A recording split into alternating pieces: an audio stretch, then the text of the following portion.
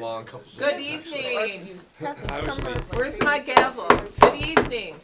I would like to call the February 10th, 2025 Addison County Central School Board Addison Central School Board to order. The current time is 6:30.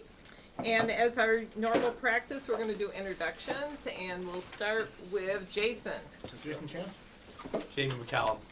Chip Malcolm. Trisha Allen, Ellen Whelan-Weist, Mary Heather Noble, Joanna Doria, Laura Harthan, Steve Orzek. Nava Glickman, Suzanne Buck, Sophia Lawton, Wendy Baker, Herb Wilson. Ryan Bauer. Okay, thank you. And sorry for the not being able to get my words out. Next, I would like a motion to adopt our agenda for this evening.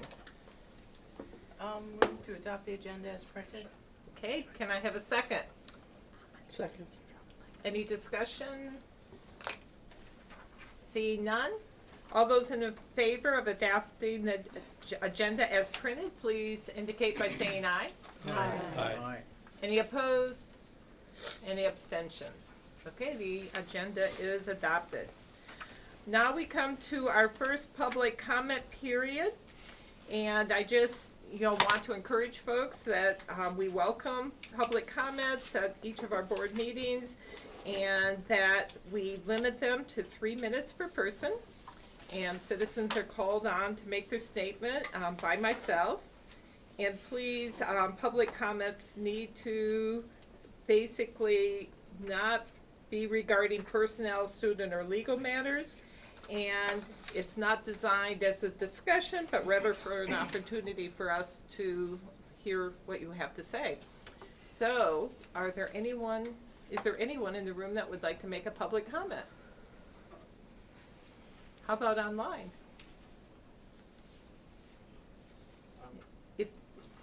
Is there anyone online? Please indicate by raising your hand, your Zoom hand. Okay, seeing none. We have someone in the room. Please state your name. Yeah, my name is Ron Ratcliffe. I just wanted to introduce myself and say hello to the board. I'm a middle-grade parent, and with 20-odd years of experience as an educator, and I'm interested in taking part in the discussions of leading, our schools in a really challenging time, especially thinking about local politics and their importance at a time when things at the national and state level are going to be really challenging. So I look forward to working with all of you, and I thank you for the time that you put into this. Okay, thank you. And hi, my name is Jess Venable Novak. I use they, them pronouns. And I am also one of the folks from Middlebury running for ACSD School Board this spring. So I just wanted to introduce myself. I recognize a lot of folks because I was at a recent December meeting. And as I shared there, I have 2 kiddos in the district, the 6th grader at Mums and a 3-year-old who's going to be starting preschool in the fall. And I'm a trans person with a queer family, and just really grateful to be in this district and hope to contribute to making our schools a place where all families feel welcome and valued and seen. So super excited if I'm elected to collaborate with all of you folks on the board, and continually grateful for all you do every single day, every single week, every single meeting to make our schools what they are. So thanks. thank you. Anyone else? Yes. Yeah, I was just gonna say, Could my you, name your is yeah. Jessie Ruth Corkins, and I'm just on the agenda, so I took it as an opportunity to come because I'm being appointed as an academic interventionist for Cornwall. So Okay. nice to meet you all. Thank you. Thank you. Anyone else? And one more time online. No hands. Okay. So next it's time to approve the minutes from our last meeting from January 13th.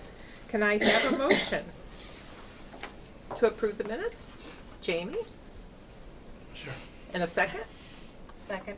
Okay, Suzanne? Any discussion? Seeing none, All those in favor of approving the minutes as submitted, please indicate by saying aye. Aye.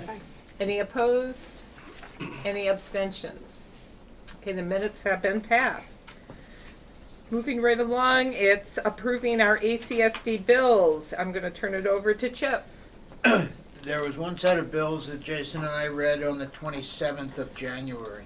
We've had, 3 weeks since the last Yeah, it's been a meeting, while. but there was only one set of bills. There were two payroll warrants, one for $1,080,199.38, and another one these were slightly different dates. That's why there was two of them this month for this reading. Oh, and the next one is $1,069,573.14. And then in the general fund, there was a total of $1,017,582.16. Of that, $602,000 in gross way was for health and dental. Like every month, it seems. Yep. So I move that we pay the bills Second? as read. Okay, and Jason was second. Any discussions, questions from the board? If not, then I will read the question. To approve the ACSD bills as read and reported by Chip Malcolm. All those in favor indicate by saying aye. Aye. Any opposed? Any abstentions? The bills have been approved. Thank you. And next on the agenda is the report from our student representatives who are both here. Thank you. So I'll turn it over to the two of you to share what you'd like. Okay. Yeah, so next week at school is Winter Carnival. So that's a really fun week, and that's the week before break. And we have a lot of stuff happening there, like the talent show. This weekend we have our winter dance. And there's, what else is there? Oh, there's a student basketball game. That's very fun. But yeah, so Barb kind of sent out, I don't know, an email that was like looking for maybe some information about how the student body might feel about Governor Scott's recent proposal and all that.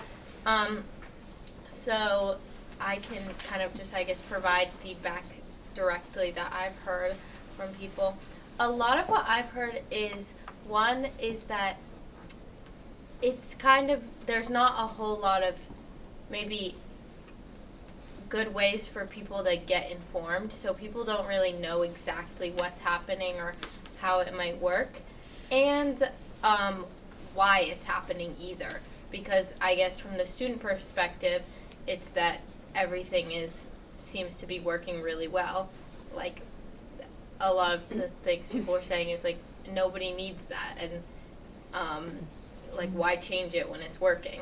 And a lot of concerns were having to drive a lot. My friends who all drive and stuff were like, and personally, I mean, I wouldn't want to drive far to go to another school. And yeah, the feedback was just, I guess, that it kind of seems unrealistic to create a really large school like that, and seems very like out of the blue. So, yeah. Thank you so much. So during Winter Carnival, Hope Happens Here, the mental health awareness club I'm a part of, usually creates these, I don't know if you know carnival bracelets that are paper.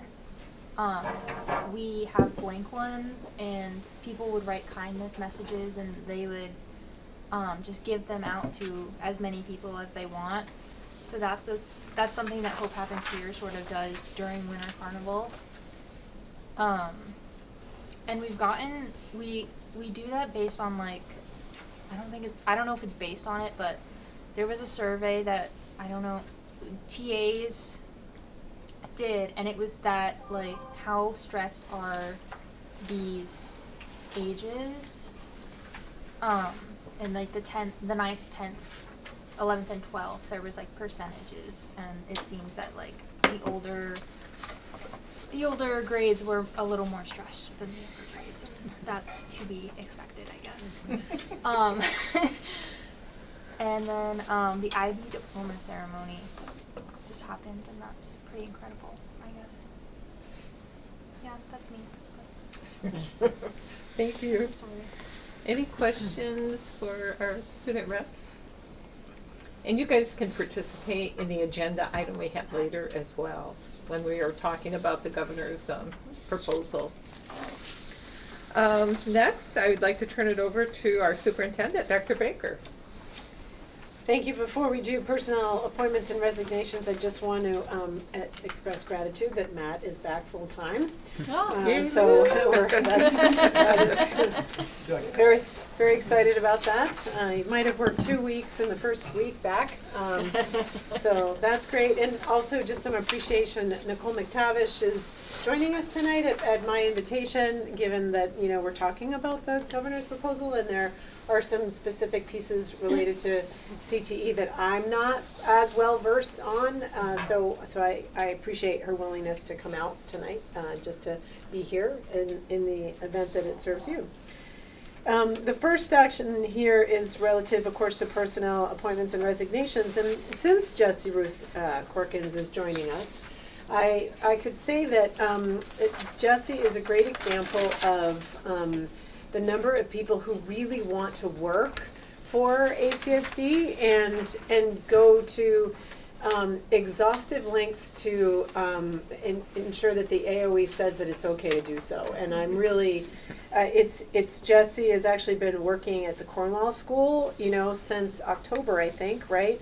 You know, and we've paid her in a different kind of a long-term sub-arrangement, while the AOE has worked with her to get through all those different hoops. And the reason she's on the agenda tonight is because she's made it through those hoops, and so therefore she's okay to be. Yeah, and it's nice that you actually happen to be here, you know, so that I can mention that.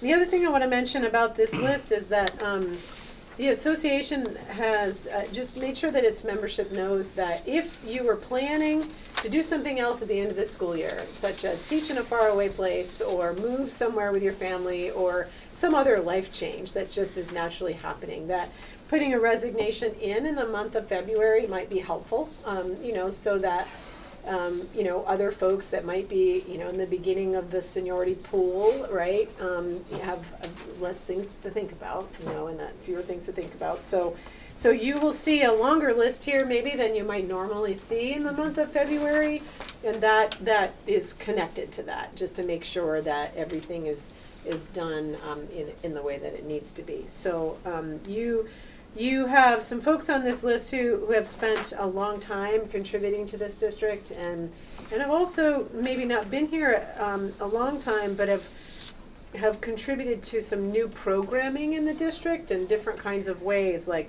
Michelle Fonjami, who is the first leader of the Aspire program, and Tricia Meyer, who's worked as a school social worker in the middle school ACP program, and just others that really have come into ACSD in an important time. And I just want to make sure that is, I just mentioned that to you, you know, since that you've got a collection here that is just a little bit different from sort of normal comings and goings. So with that, I will just remand those to board member who wishes to make that motion. You're going to do this every meeting. I would like to move that we appoint Krista Bevan, Administrative Assistant 1.0 FTE, appoint Jessie Ruth Corkins, Academic Interventionist 1.0, appoint Roxanne Smith, Community Assistant 0.35 FTE, accept the resignation of Michelle Black, Special Educator, accept the resignation of Brianna Blackwell, Paraprofessional, accept the resignation of Michelle Fonjamai, 1.0, accept the resignation of Zachary Jerome, Assistant Principal, accept the resignation of Tricia Meyer, School Social Worker, accept the resignation of Ethan Miller, Building-Based Substitute, accept the resignation of Connie Mascara, Classroom Teacher, accept the resignation with deep regrets of Pam Quinn, curriculum coordinator, and accept the resignation of Sarah Soul, post-secondary coordinator. Okay, can I have a second? Second. Okay, thank you, Steve. Any questions, discussion? Question, just Roxanne Smith, community assistant. What is the job description for community assistant? Yeah, you might remember that John Flowers did an article in the Addison Independent a while ago about some new things that we were trying in order to be able to provide coverage and support in positions that we're not able to hire. So, of course, you know that we're not able to hire a number of general ed paras that provide supervision at lunchtime, at recess time, Yeah. you know, in addition to other things. And so one of the new approaches that Jen Kravitz and I fashioned is the creation of a community assistant, which is really a para-educator that can come for just a couple of hours in a day, you know, and work that out so that it doesn't hold the same schedule. It's not an association position. It's meant as a bit of a trial to see, will that pull some folks in who perhaps are retired, or they might be bus drivers who are interested in providing a little bit of coverage in that way to try to alleviate some of the stress that we're experiencing right now. If that position is something that actually takes off and feels like a good idea, then we'll talk about it as something that we'll bring into the system formally, you know, next year. But it's a little bit of a trial right now, and so Roxanne Smith is the first, who's come through that process. Great, thank you. Steve. I'm really sorry to see Connie Muscara leaving. That's a big blow, and also quite happy to be welcoming my neighbor Jessie Ruth to the ACSD community. I don't think Connie would mind my sharing that she is going to teach at an IB school in Laos. Actually, yeah. Hooray! So really fun adventures, right? You know, that people are having. Any other questions, comments?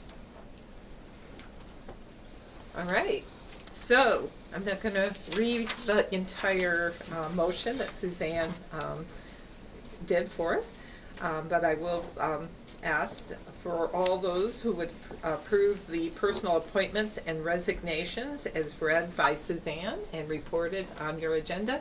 Please indicate by saying aye. Aye. Aye. Okay, hi Ellie. Good. Any, just a little square up there. Any objections? Indicate by saying no or nay, or abstentions. As per usual. Yes. Thank you, Laura. Can I make sure in the minutes it makes your comment pertinent about why we're hearing so many at this point? Yeah. Because many times when we have a long list of resignations, people get a hold of that and ask why. Okay. Yeah. So, but by our previous experience, so thanks.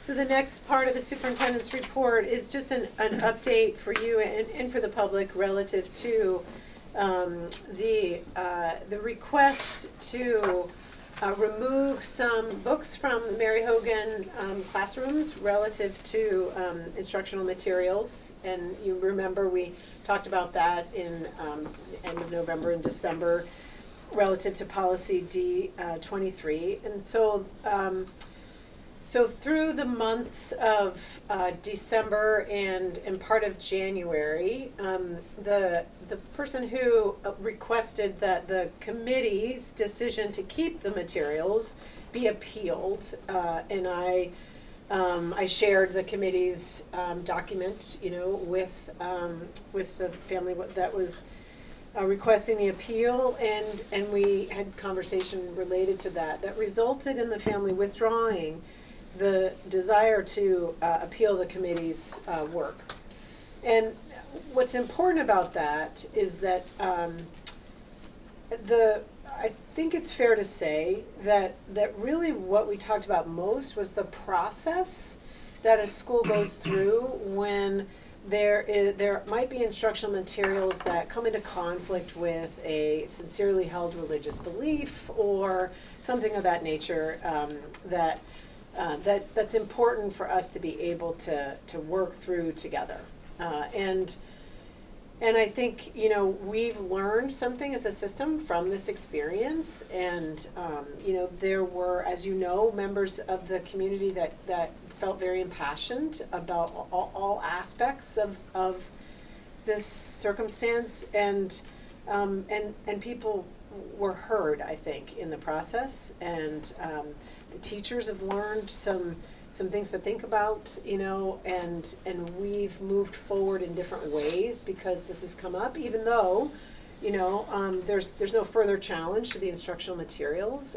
I don't know that the instructional materials themselves were actually what was at the center of the challenge once we got down to it.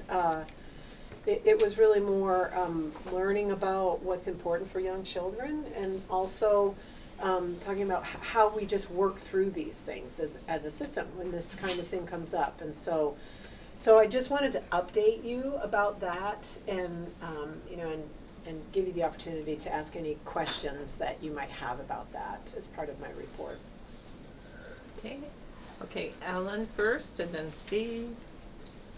Wendy, you said that teachers learned some things to think about. Can you say more about that?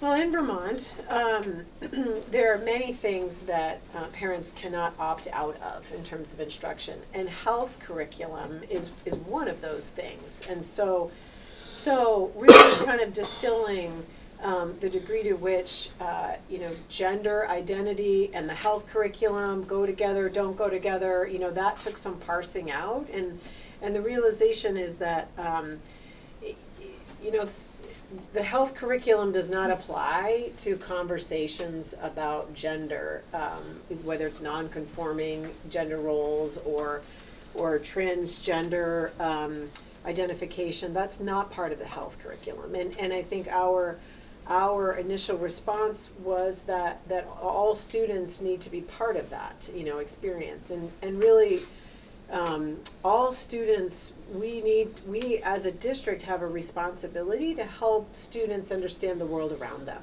you know, and all aspects of the world around them. It's not our responsibility to advocate for any particular cultural or religious or social viewpoint, political viewpoint, but it is our job to educate kids about the world around them. And that's not something that students can opt out of. However, when something comes into conflict with a sincerely held religious belief, and it's presented in that way, then we do have a responsibility not to put children in a place where they're in conflict with their family's religious values as part of a public school. And so our process around that has become clearer. Our responsibilities around that have become clearer, and that's been helpful. Steve, sorry. Yeah, as a former social studies teacher, we navigated this landmine all the time. Mm-hmm. And so I would get things like, you can't teach religion in school. I can teach about religion, Yes. but I cannot advocate for a particular religion. And it seems that this kind of falls into that category. Also, you talked about, it specifically says your request for consideration update. Does that mean that we are going to look at D23 again, or are there any modifications posited, or? No, and Okay. that's actually a typo. It should say request for reconsideration update. That's the actual formal see. language I see. when you want to ask that an instructional material is reconsidered. I You see. know, so that's the language from the policy. So we are not, in fact, looking at updating D23. There's no need to do that, no, Thank you. at this time. Any other questions?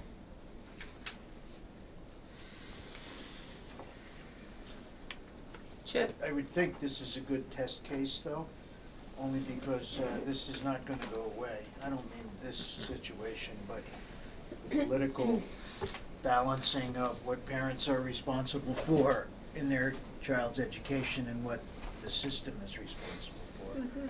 So, we'll see. It really provided, it was a very helpful conversation, and it was, you know, it was, we worked at it together, and I think it leads us to be clearer about where we are, and I think that we provided some assistance to other districts throughout the state in that process too. That's and, what I mean. Yep. Yeah. Yep. Ellen?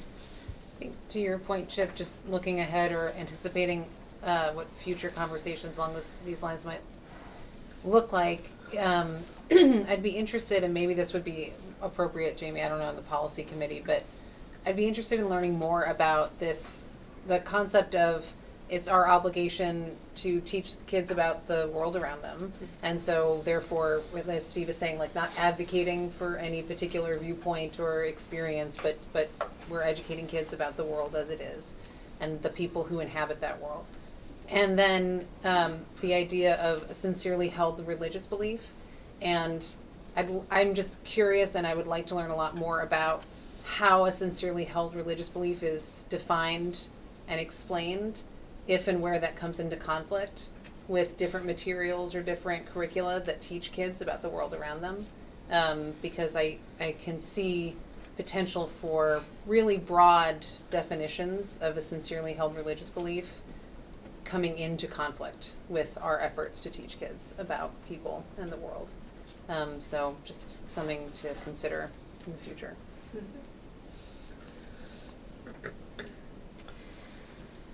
Moving on. We're okay with that. The last item, before moving on to other parts of the agenda, relates to Boardpaq, which is the software that the board has used since 2016 to just sort of house its materials and be able to archive its work and so on and so forth. So we knew that that software system was going to sunset and be moving on into something new. I think they were purchased, and so they were going to move into something new that had a much more substantial cost with it if we were to continue with this software provider. We made adjustments to be able to accommodate for the fact that they closed on Friday, which was a quick timeline. And so I want you to know that Darcy in our office has she's not only downloaded everything from Boardpaq that was there, but she's also read every set of minutes that was from any board or committee meeting since 2016. Yeah. Props to Darcy. And she has made a list of the items that were reflected in those minutes that might not have ended up in Boardpaq, such as if Matt or I or Courtney, have a presentation that we might be finishing at closer to the 11th hour, and so therefore, we'll show it on the screen, or the finance committee is looking at something and they're workshopping that, and then it goes to the full board. All of those pieces really should be, in the record as something that a public body considered at that time. So she has a list of all the things that were referred to in the minutes that she did not see in Boardpaq, and so she is now in the process of hunting those things down. So if you are a chair, or have ever been a chair of a committee here, you could be getting an email from Darcy saying, I'm in search of the following things, and some of these things are things that the district just paid other consultants to do and come and present, right? So we want to make sure that that work is properly archived. And so she is doing that. We have created in our Google Drive a special ACSD board drive. You should have all gotten an email where you have access to that. Right now, you all, with the exception of the executive committee, have view-only access to that. So that we're starting slowly, and the executive committee, as part of their work, will guide us, together as we work through the right process of determining who has editing access to things and under what circumstances and so on and so forth. If you are a chair of a committee, there is there's a template in there where you can see, okay, this is an agenda template, and you should work with Darcy around that. If she hasn't already, she'll give you editing access to that template, so that way you can make a template of your own and create that and then send that to her. If you have anything that needs to be put in any of those folders, then just send that to her, and she'll ensure that it gets in the correct folder, and then we'll just kind of keep working through it at this point. it was a board decision to go with Boardpaq, and given the challenges of third-party vendors right now, I'd like to request that we stay with this Google Drive, which we control on our own, with the exception, I suppose, of whatever Google chooses to do. That's a whole nother lever. But at least it feels like our tech team, is on top of that well, and it would be really nice if at least for the time being, we can utilize that until we feel like we have a better, development of some risk management pieces that go along with working with third-party vendors. Even though everything in there is a public record, we also don't want our system corrupted by, unnecessarily in any way. And so if we're able to stay with this, it feels like right now that's a prudent thing to do, rather than make another contract with a third-party vendor in this moment. So if you don't mind that, we'll work with the executive committee to try to make sure that, things are smooth. And you're welcome to give feedback when you find that we need to work something out. So, any questions about that? I have a comment, and from the public-facing view, I was on the website today, and they will actually be able to, by date, in a committee meeting, whatever, get to the materials they've always been able to get to, right? So there'll be, and in the past, according to what I remember Darcy saying, they were actually being linked into this drive anyway from the website. And so you'll see that for this year, starting in 2025, it's using a new method by meeting date, that kind of thing, where they can drill down. And then she's archived the other, where it's a little more how it was in the past, right? Because she's not going to go in and change all of those. But at this point going forward, it would be the new method. Chip? Having, Suzanne will remember that too. I think you and I are the only ones on the board back in 16, but we spent quite a bit of time about this, and I think part of that, I remember Peter Burrows talking about it, this was a big new district, okay, and how we would house some of this was problematic a little bit. We didn't know, it wasn't just Weybridge School anymore, okay, or high school. So I think times have changed, and maybe I presume will work just as well. But it was useful. I have to say, when I couldn't get on the other day, I said, well, what screwed up with my system? And then I figured it out, that it was probably gone. But it was a useful tool, so I think we want to make sure that we have that, not just for public, but for board access to stuff, that should be present, because it was a lot easier to use that in its sort of general way than it is to go into the public, do all the rest of it. So I just point that up, that we spent a lot of time on it, with not just that vendor, but with some other vendors too. Suzanne and then Mary Heather? I mean, the other piece, as Chip brought up, we did have lots of conversations about it, but there's other functions in there that we never got to actually use. There was the function in there that people really liked, was that you could submit your vote online and then it would become part of the public record. So there was a lot of selling pieces to that software that the board really liked, but the biggest selling piece was that it was a huge place to store every single document and every piece of minutes, and we didn't have to search from school building to school building to secretary's office to find documents anymore. Right. Mary Heather? I guess I just have a clarifying question moving forward, because board members utilize that, or use Boardpaq to sort of have their meeting materials, everything all succinct. Do you know if Darcy still plans to send out a message with, here's the materials for the upcoming board meeting, or will board members just need to go and She does intend to do that. It'll also be on the Obviously, website, yeah. so for, Right. depending upon how you like to do things, Okay. you know, she will intend to do that. Perfect. Yep, so it shouldn't be a change in that respect. Great. Yeah, and just to, I went in today to get the communications engagement committee minutes from our last meeting, and it was very easy to get in, and hopefully it'll be easier for the public as well, so.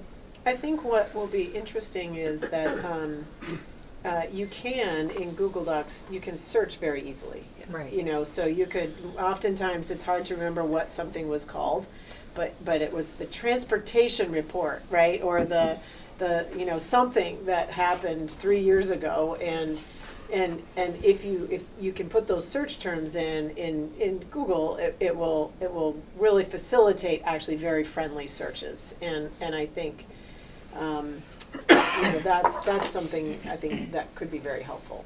Whereas you know, it seemed hard to find things a little bit, you know, prior to this minute. So we'll see how we go. So a question for you. So as folks are getting in there, getting used to whatever, if they have questions, how would you like to handle those?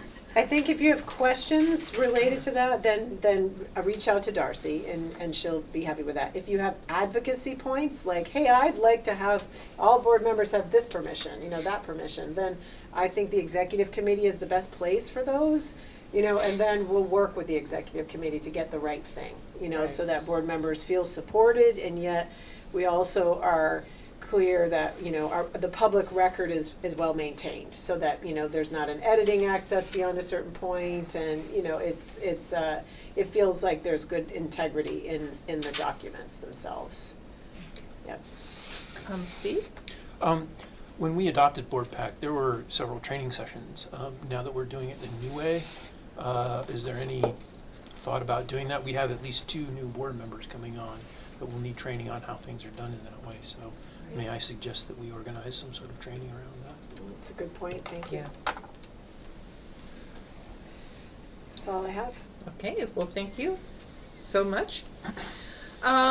Next, I just have a couple of my small little things on the report of the chair. When I was reading your email today, I saw that board members should be filling out a survey for the NEASC, and I was wondering, what's the time frame on that? What's the due date that needs to be done by? I think it's sometime before the end of next week for sure. It might even be better if it's done this week. Okay. So it's, yeah, thank you for a reminder. That's part of our NEASC authorization. Yeah. Okay, yeah. It takes about 10-15 minutes. Yeah. It's not too Yeah, bad. oh, you've already Great, done it, yeah. yep, okay, great. And then I just wanted to just see if anyone has any questions about our annual meeting coming up on the 24th, I believe, is the date, right? 25th. The 25th, sorry, oh, sorry, the 25th. Where is it? Is it going to be in the band room? It's going to be here at the high school, and we'll determine where it's going to be. Okay. It is typically in the band room. It's Yeah, traditionally been in the I have no reason to think it's not in the band room, but I don't want to speak for those who make these points, you know, these plans really carefully, so. Like the band. Right. Exactly. Yeah. Okay, so if there's nothing else, we can move on to our next agenda item. And this is, we called it kind of board education, but it's also really a discussion. And it's on the governor's education transformation proposal. And what would be great is for us to really, as a board, just discuss what we know and questions that we have, ideas that for consideration on what we might want folks to be looking at.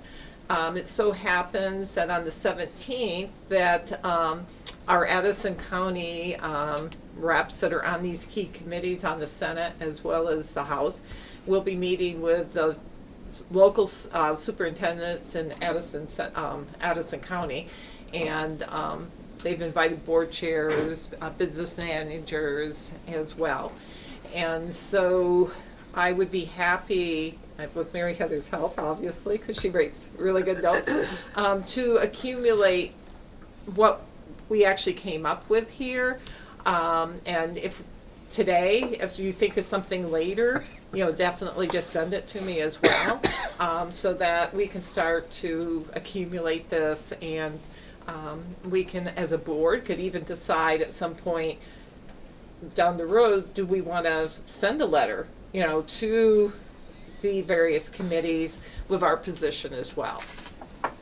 Can I just ask a clarifying point? I don't know anybody can answer it, but right now, the governor's report came out, or proposal, came out after the legislature last spring set up this study committee, basically, to give us a new picture of education in Vermont, okay?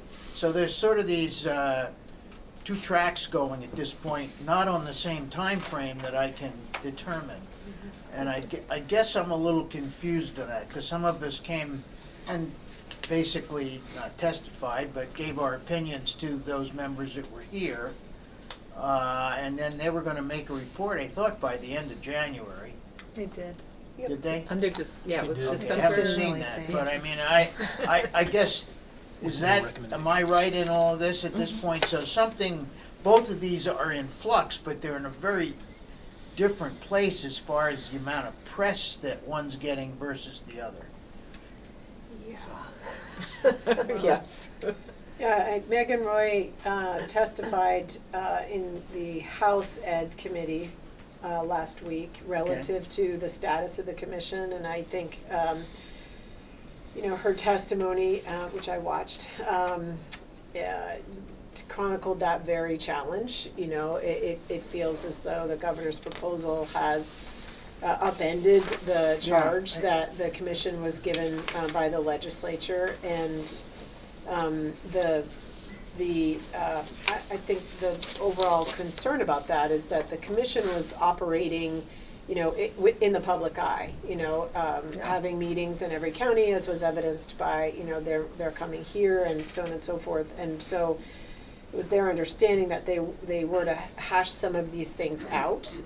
And I believe they're trying to have some follow-up conversations with some of the experts that have done some testimony in the legislature to be able to ask more detail in a less structured format, in the hopes that will elicit better public understanding. But they're at a bit of a crossroads, I think, in terms of understanding their path forward, and that was clear. I would think so. I mean, I just found it very confusing. Yeah. Ellen. I think if memory serves, Zoe Sanders served on that commission. Yep. And was one of the more vocal members of the commission who voted against that commission having any recommendations ready for the legislature. Just from reading news stories about it, the reasoning seemed to be that they just hadn't had time to put together recommendations. But I think that's interesting that she took that vote and is now spearheading essentially the product of a different report. Right. A proposal that comes from a private consultancy report that does, to your point, Chip, really undermine other efforts that maybe were premature to have really conclusive recommendations, but were very transparent in their process, attempting to be very methodical, and probably just needed more time. So I just remembered that. She wasn't here at that meeting that night. She wasn't. No. Correct. No. She wasn't Hannaford though. Oh, she was? She was. Oh. Yes. Suzanne. The VSBA follows everything. I mean, I think I'm on everybody's YouTube video hit list at this point because the number of YouTube videos that's been showing up on my phone are more than I can keep up with. But the VSBA follows everything. We did have a report from Megan Roy on that report, and it was actually, yes, Zoe Sanders did suggest it, but the entire committee supposedly went along with it for fear of giving recommendations to the people in Montpelier, for them just to say, oh, well, look, somebody gave us recommendations, so now we're just gonna turn them into law. Instead of like really thinking through them and working through them, that was kind of their fear, which has happened in the past, that somebody gives you a list of recommendations and the next thing you know, you have to do it. So there's been other conversations outside of board meetings and such about that report as well. So instead, we have the governor do it instead, give the recommendations. The governor seems to do this. So, others. We're also happy to, I mean, you know, Matt and I obviously follow this from a professional perspective, you know, and Nicole, you know, can provide some CTEP. So, you know, we're happy to lend our perspectives from things that we're learning or participating in if it's useful to you, but also don't want to preempt, you know, your public conversation as a board. So let us know if you would like our help. So, Ellen, Mary, I Heather, spoke, and so I'm Steve. happy to, I mean, that, yeah, I'm happy to defer to people that have spoken. Okay, Mary, Heather? Well, I think just for the purposes of the public record and Yep. the minutes, I think it would be helpful for folks following along either online or through video or through the minutes, just to have a quick summary again of what exactly the proposal is, and what this means in terms of the timeline. We all received a pretty thorough description in a weekly update, which has been great, but the public hasn't. So I think it would be beneficial if we could just kind of rehash just the basics, particularly, you know, the 5-district and the complete change of the funding model and The governance. all The of the governance things pieces, in yeah. governance and all of those things that are being proposed, and the very, very, very aggressive timeline that is also being proposed. Yeah. So if we could start from there, I think that would be good just for the purposes of the public record. Is that, I know it takes time, but Do you want me to Yeah, try? that would be, that's great. is that The okay? Cliff Notes version, Yeah. which dates me, you don't know what that is, right? TLDR now. Spark Notes version? Yes. So I could say that, first I want to say that there are two parallel proposals. One of them is for CTE, and I want to just put a point in that, and then I'm going to kick it over to Nicole to give her Spark Notes version of that. I can speak to the larger one, and then Matt can back clean up, you know, maybe as we go. So I would suggest that there are 3 elements of the governor's transformation proposal. One of them is a foundation formula. That would mean that the local communities no longer vote on the majority of education spending. There is some consideration, which is unclear at this point, that there will be local voters could vote on what feels like extras, you know, that the community might feel are really important for their students to be able to do that might not fit into the formula. The way that budgets would be built is not as we built this FY26 budget, which it's really important for people to come out and hopefully support, but certainly participate in, just as an aside, in March. We built that budget from the ground up in terms of what we would need and what that looks like. The way that a foundation formula will change budgeting is we will get a certain amount of money, and we will have to decide what to do with that. Whoever the we is, and that's the next bubble. So that means that we have 51 million and change that we've asked the voters to consider approving, for our students. If we were to get $41 million in change from the state, because that's what our allocation is under the new foundation formula, then we would have to determine what to do with that, and the school board would have the same authorization, perhaps. In that, as you might now, if we assume that all the roles are the same. The superintendent's office would say, okay, here's our best thinking, and then a board would likely approve that. The councils, school advisory councils, would provide input in that process as it's been described so far. So the details are the challenging aspect of the foundation formula. It is a significant change for us in terms of programming, the way that Matt has been able to try to back into it so far.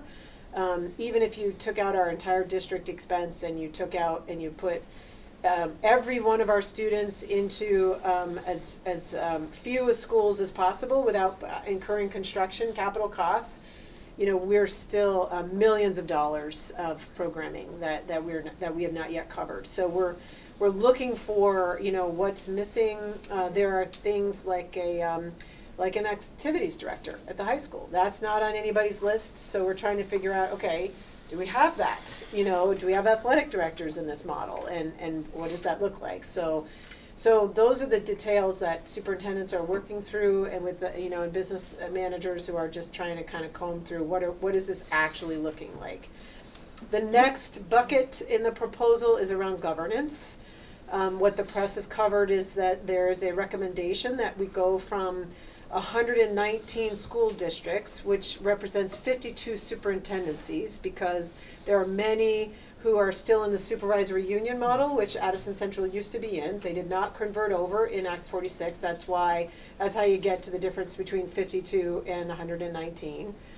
That those go down to 5 districts. Those districts right now relate to the superintendent's regional areas. Those regional areas were newly formed during the COVID era, actually, as they never existed before, as a way of superintendents being able to connect together about who's wearing masks, who's not wearing masks, right? You know, all of those procedural pieces that when you are in very close proximity to each other, think Colchester and Essex, right?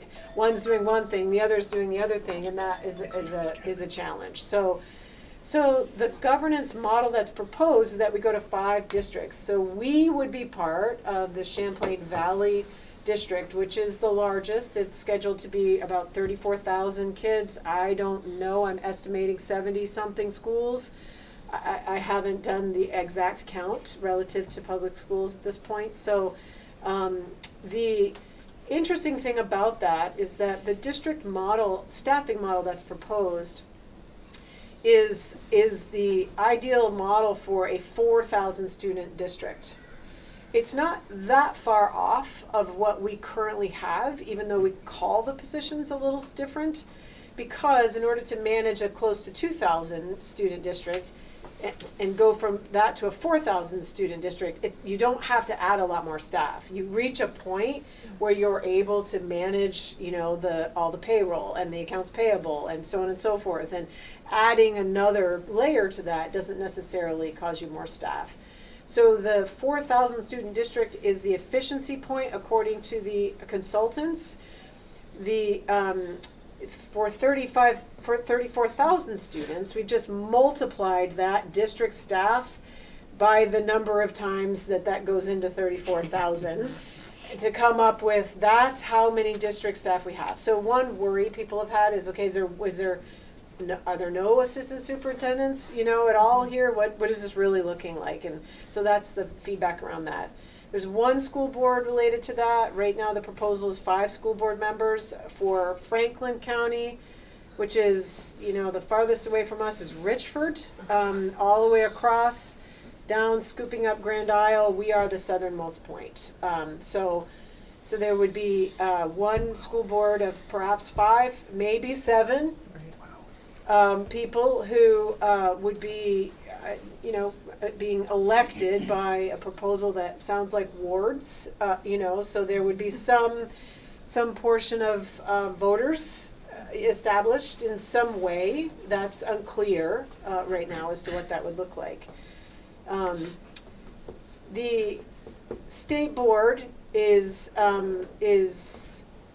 in this model really related to support of that school board. It takes its rulemaking authority, generally comes out of the state board. That's been a controversial point and is placed in the agency of ed, with probably some exceptions, but that's a big change. That's part of that proposal. And the third bucket is the role of the AOE. I'm sorry. Do you mind if I just interrupt one thing? you mentioned, and I bring this up just because I think this is where it fits, Yep. the advisory is part council or whatever, that's also a new aspect of.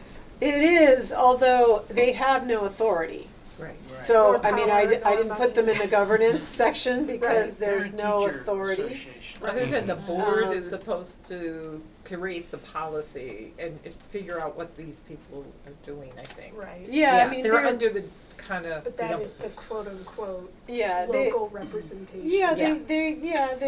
that is, the secretary at times refers to districts as local versus school, Yeah. councils as local, so Okay. that's not always clear what she's referring to, but right now, I have not heard anything that provides the school council, advisory councils with authority.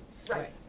Simply input, opportunities for There is, yeah. input, Okay. in those things, so thank you Okay. for that. Sorry about that. So the interruption. third bucket relates to the change in the role of the AOE, which is substantial. So right now, graduation the diploma is granted by you as a board, to the students, at Middlebury Union High School. And that's the case with every high school around. And all of the, K-12 pieces that roll up into that diploma are under your control. In this new scenario, the secretary is proposing that the Agency of Ed is establishing a single set of graduation requirements and I don't know, it's very unclear as to any role or authority that the district boards, however large, would have in that process. They are also talking about the establishment of all curricular materials, things of that nature. The secretary has spoken about it as though it's relieving teachers of the burden of creating these materials. What's very unclear is whether or not we are going down the path that other districts throughout the country, which Nicole, one of the nice things about having her here tonight is she has experience in a district that is of the same size of the ones that are coming, if that's of interest to you. But other districts that are of size of this nature often will have contracts with third-party vendors for instructional materials like Pearson or so on and so forth. And so the instructional programming looks very different from our inquiry-driven, transdisciplinary, concept-based piece. Our ability under that to continue to contract with anyone, whether it was IB or anyone else, Bridges as a math program, any of our curricular contracts would dissolve in that sense. So that's that is a kind of a third area that is coming up for conversation about what should the role of the AOE be. That's a very different proposal from what has been in place, in Vermont historically. So there's my SparkNotes version of the proposal. I don't know, those of you that have followed it, if there's anything else you want me to add or. I think that was pretty. Thank you, I Pretty think, good. I'm So hoping I'd that will wanna- trigger some conversation. I'd want to make sure Nicole is Yeah, and able I to do do the too. CTE piece. The one thing they talk about in these districts is schools of choice, right? And so maybe we I could talk a can- little yeah. bit more about that. So that is something that when the secretary first unveiled that discussion point, it was in the House Ed Committee. The House Ed Committee had a great deal of concern about schools of choice that were independent schools. It appeared in her first proposal that the school board would assign attendance boundaries, so students, might go to school in their geographic area, and then also identify 3 schools of choice. So for us, for example, it might be that Middlebury students and those in the surrounding towns go to Middlebury High School, and then a school of choice could be Virgins or Mount Abe, or perhaps there's an independent school in the area that would like to apply, Willowell would like to apply to be a school of choice, for example. That the district board could approve those if they met certain criteria. if a district board chose not to approve an independent school, there is a right of appeal currently in the process to the state board. The state board then could authorize, that as a school of choice. Generally speaking, the finer details as to how all that worked were not part of the discussion, so I don't know those. By the time, the governor spoke out about, wait a minute, this is really not about vouchers. There was a concern about moving public money out of public schools. So by the time this hit the Senate Ed committee, the proposal had been clarified that no new independent schools should be part of that discussion. Now, we have, for example, North Branch, right, that's up in Ripton. It's unclear as to whether or not students would have the ability to go there, if the district board decided to allow students to go there and take public money there, which currently that's not allowed. That's not, with the exception of the 5 historic academies that serve essentially as the high school for those particular areas. So that's something that's evolving through the testimony, and we're just kind of keeping an eye on what that looks like. Yeah. In the Senate, they were talking, it's more like magnet schools, right? Kind of what Burlington has that now, where maybe it's specialized in some kind of engineering field or whatever, where kids could go there instead. So that's kind of how it shifted. Yeah, the description of it. There is not currently a conversation about how to provide equity in that circumstance. Right. Where a student from Alberg could go to the North Branch School in Ripton, and transportation could be provided, for example. That's not been part of the conversation, and I don't know where any of that would go. And Joanna. I just wanted to clarify, the independent school has to be an approved independent school. So recognized can accept tax dollars, and North Branches are recognized, not unapproved. So I think what's true here, although remains to be seen, is that all of those previous designations go away.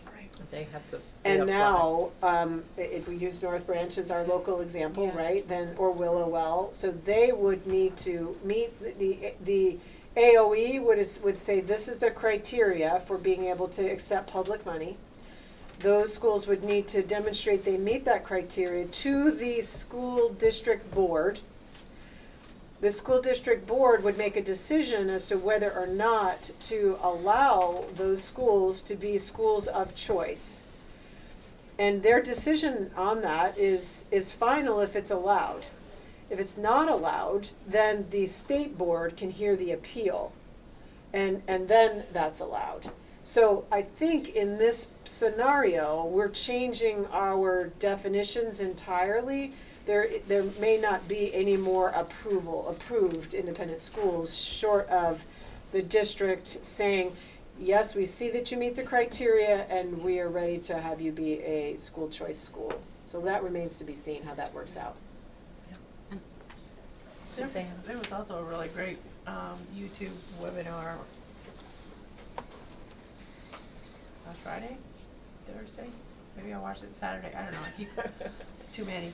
But it was it started off almost like a history lesson between the Board of Education and the AOE, and how they've really flip-flopped their roles over the years. Mm-hmm. What AOE's had more power at one point, and then the Board of Education had more power, and then they kind of flipped it.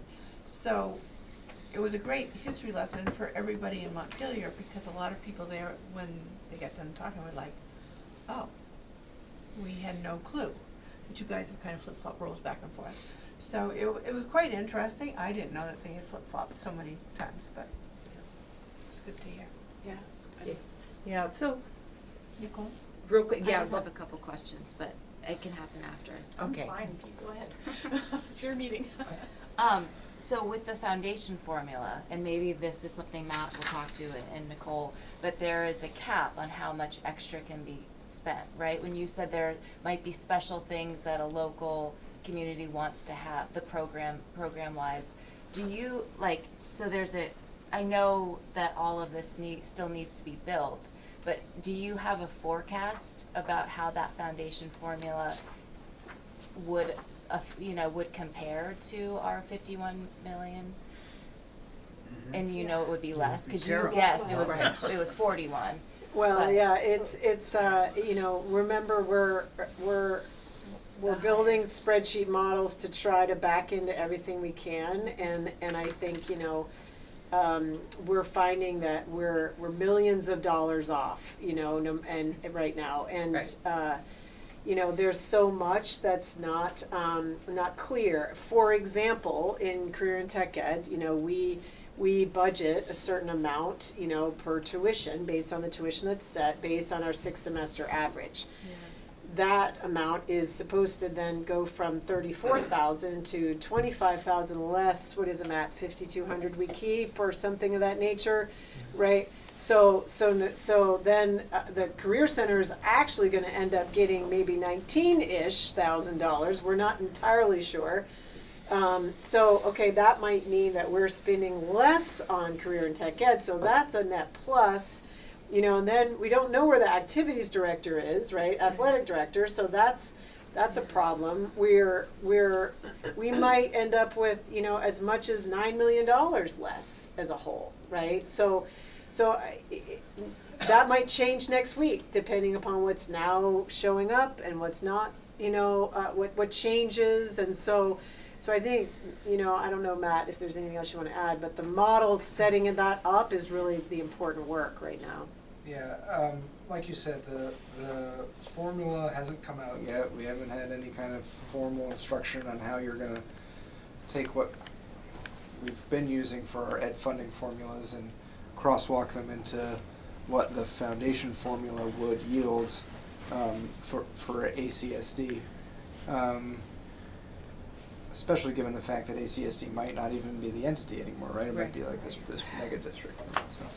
But we have to try because you have to have comparability, and so it's very fuzzy math right now, back of the napkin estimates, and with those disclaimers, the ballpark that we're in, according to the formula, suggests somewhere in that 17% reduction in revenue, which would be about $9 million. Now, that's I guess I can just go over the components of how the foundation formula works a little bit, in case that helps.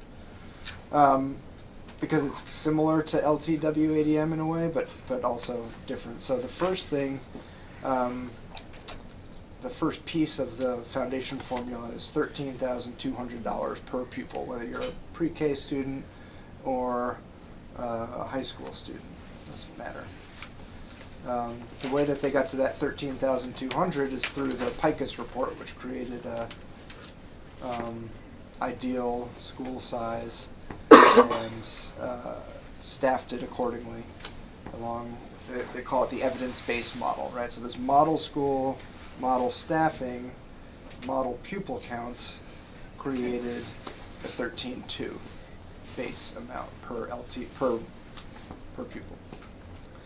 The next thing that you do is you add weight, just like we add weight now, and the weights in the new foundation formula are sometimes similar, sometimes different. So, for instance, sparsity would be the same. Weight for pre-K, we would still take away a little bit, 0.54 for every pre-K kid because of the FTE being different there.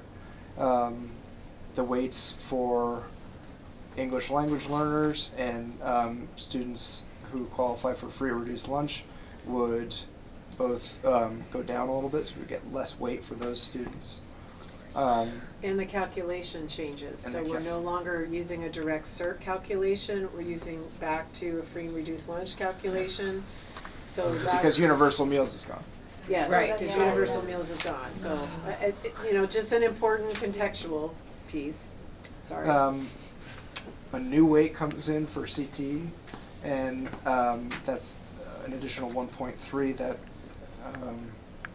yields money that we would keep some of because of the cost of educating those kids, feeding them, graduating them, all those things. But then we would pass 8,000 of it along to the Career Center to supplement what you're receiving for your base, right? Is that kind of? Yeah. Yeah. And feel free to correct me if I go off track. That's a weight. An interesting new weight in the old weighting, we didn't qualify for small schools weight because it was an all or nothing style. If you didn't get through the sparsity gate at the right level, you didn't get the small schools weight. And they did away with that, and they created this logarithmic curve that, based on the school size, you plug in some numbers and it spits out an additional weight per pupil of that small school. That's designed to account for the variance in school size across Vermont, and to take the ideal that they started with and translate it into the reality of Vermont's sort of micro school system. And so additional weights get applied for any school that's really under, I think, 400 or 450 enrollment at a diminishing return. So the closer you are to the ideal, the less additional weight that you get. That portfolio of schools is expected to reduce substantially in the 2028-29 school year. The new districts would take into effect right now, July 1st of 27. So 27-28 is the first year of the new district. The expectation is that the portfolio of schools, as the secretary describes it, would be significantly reduced based on only having schools below a certain size that relate to necessity versus a school of choice that is small by choice. So, for example, Weybridge would not be a small school of necessity because Middlebury is right here. It's not. I doubt it would be considered an inconvenience to go to Middlebury from Weybridge.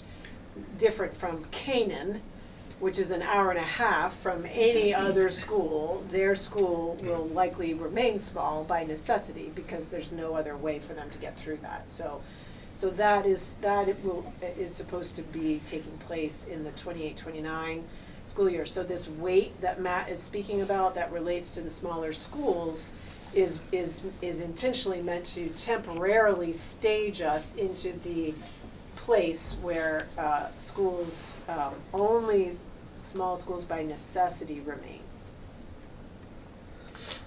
So that's the weight part. Once you're done with that, we add on these things called categoricals, which are additional funding categories for transportation, special ed, state place students, and something, I don't think they call it like the additional adjustment factor. The special ed logic is you can't make special ed a weight because there is it's fueled by individual need, and it's a byproduct of the need portfolio of each school district, and so you can't say we're going to flatten that out with a weight. Somehow we need to account for it as a categorical and sort of scale the revenue to the need, and that's kind of how they've been doing it. So they're pumping more money into special ed with the expectation that they're going to need special ed funding under the census block grant to cover 100% of special ed expense, additional expense. Right now, it's not there, and it might even be closer to half than all. So TBD on if that actually leads to a fully funded special education program, but they're saying an additional $70 million is going in. Same. Steve? A clarifying question. Yeah. It almost sounds like we're going back to the reimbursement model, where they say whatever your costs are, that's what we'll give you. It actually only relates to maintenance of effort, as you've described it so far, which is that federal law says that you can't cut your budget on the back of your special education services. So you are required to demonstrate maintenance of effort unless you have a situation where your model is changing on purpose, or something is happening and you can explain that. So actually that $70 million was a late add. That came about for the awareness that maintenance of effort needs to take place. That's also related to the Act 173 conversation. Act 173 is state law that also talks about the multi-tiered system of supports. I think one of the financial details that Matt does not have yet, that we're waiting for is, okay, what is the cost of educating a student who is not receiving special education that needs to make more than a year's worth of growth? And where is that fitting into the formula? Right now, there's one academic intervention for every 450 students. I've not seen a model where that effectively brings more than 50% of your student body ahead more than 1 year at a time. So if students are behind in math, as the Vermont state test suggests, which the governor has mentioned on a number of occasions as a point that we should be concerned about. So we haven't seen where that money is, and as you know, that's something we're investing in very heavily in this new year's budget as it relates to your plan, where it says that 80% of those kids need to reach those standards. The state has not given an educational quality metric like that they are backing their foundation formula into as of yet. That perhaps is coming this week in testimony or next week, as we go. But, it kind of relates to all of those resources that are designed to have students' success at their base when students are having trouble, being successful, in the first round. So, is there more on that? So yeah, I mean, just the last of the categoricals that's kind of a known right now is transportation, which they're mimicking the special ed with adding more money to, because they need to cover it in its entirety, in varying degrees of current financial commitment. So those categoricals plus the base equals the foundation payment that we get times the number of students, calculated in the same long-term ADM method. So if we do all that with the kids that we have now and the services that we're offering now or budgeting for FY26, that's how we get to that rough estimate of about 17% reduction in revenue. And if you think of that stack model that we looked at 100 times during budget development, we start saying, all right, well, which blocks don't we need anymore? And the district office is one, the professional development and curriculum is one. Yep. Take those two right out of block one. State's been pretty quiet on how they're going to fund capital improvements. Right. Yeah. Who knows? But even after you take those two, pieces of the stack away, you're still left with millions of dollars of direct service to kids to try to determine where we're going to get money to continue. The student opportunities are gone. It's just it's a major hit. And it's not like you can, raise tax dollars to cover that gap. It's going to be very narrow, I think, as to what you can, if they do let you go after some local funding. I think it's going to be a very narrow definition for, the special program for our kids, in the summer, and that kind of thing. What does local mean? Yeah. It's right. What is local to what? Local what across lines 34,000 create students. local, right? Yeah. The voters from what area raise money for Right. what school? Right. Yeah, exactly. Also, I'm sorry not to say this before Nava and Sophia left, but when I was with some students talking about federal changes and and ways in which that impacted them this last week, we also talked a little bit about the governor's plan. And one of the students asked a question about he lives in Hancock, which is supposed to be in the White River Valley, I think, district.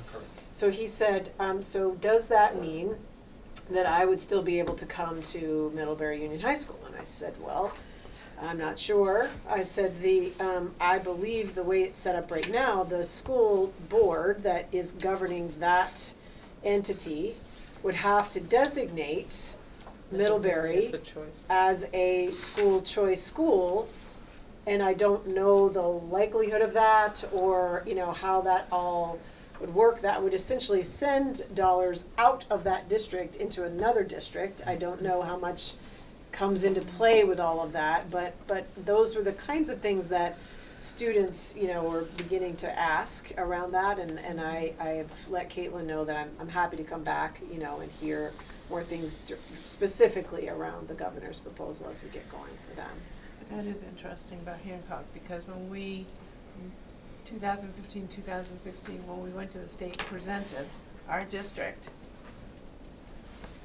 I remember we went down and presented, and they had this huge map of the entire state with all the districts laid out, and they're like, but you didn't think about Hancock and Rochester. And then one man said, oh, that's right, they're on the other side of the mountain.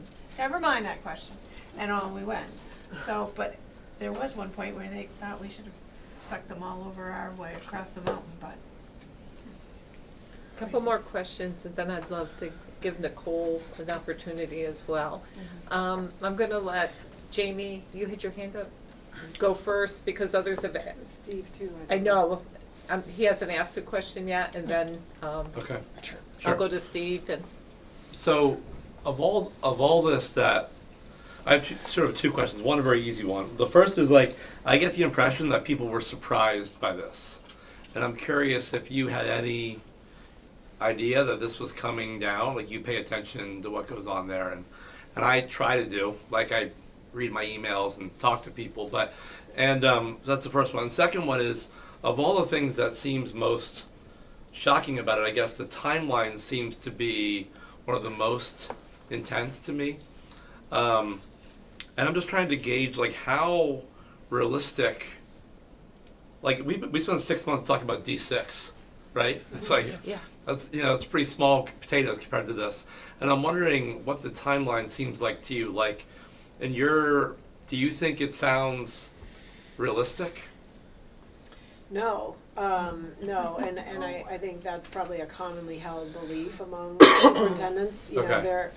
There are many things that we could say about these things. We're like, oh, that makes some sense, or Yeah, that's right, something we right. should think about, right? Or there are pieces of this Totally. that are worth further conversation. Right. And it's been difficult for the Superintendents Association and even individual superintendents to say, this is not something that we support because, we're interested parties, right? That just means your job goes away. I which is just so far removed from what any of us are focused on. I think the thing that I would imagine we would all agree on to a person is that this timeline of implementation feels close to irresponsible. That's the best way I could put it. Because not because we don't understand that you have to do a number of things together, but because it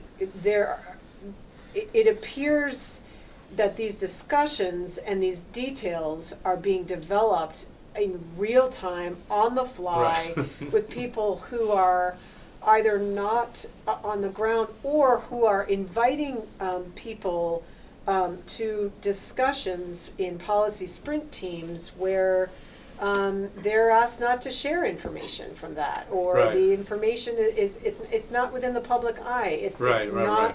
This is not how we make responsible policy decisions for public schools. And so that almost, perhaps unfortunately, Yeah. overshadows Right. the parts of the proposal that are probably worthy of really Consideration, strong yeah. consideration. And I feel comfortable saying I think we probably all, superintendents across the state would agree with that perspective, yes. I'm gonna do Laura and then Steve, sorry.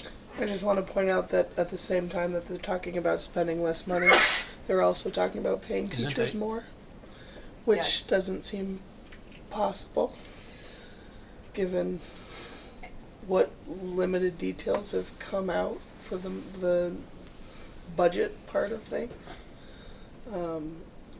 And I really have a problem with them saying that this is student-centric when the first thing they want to cut is the meals program, which is top on the list of things that helps kids have a better chance of success in the schools.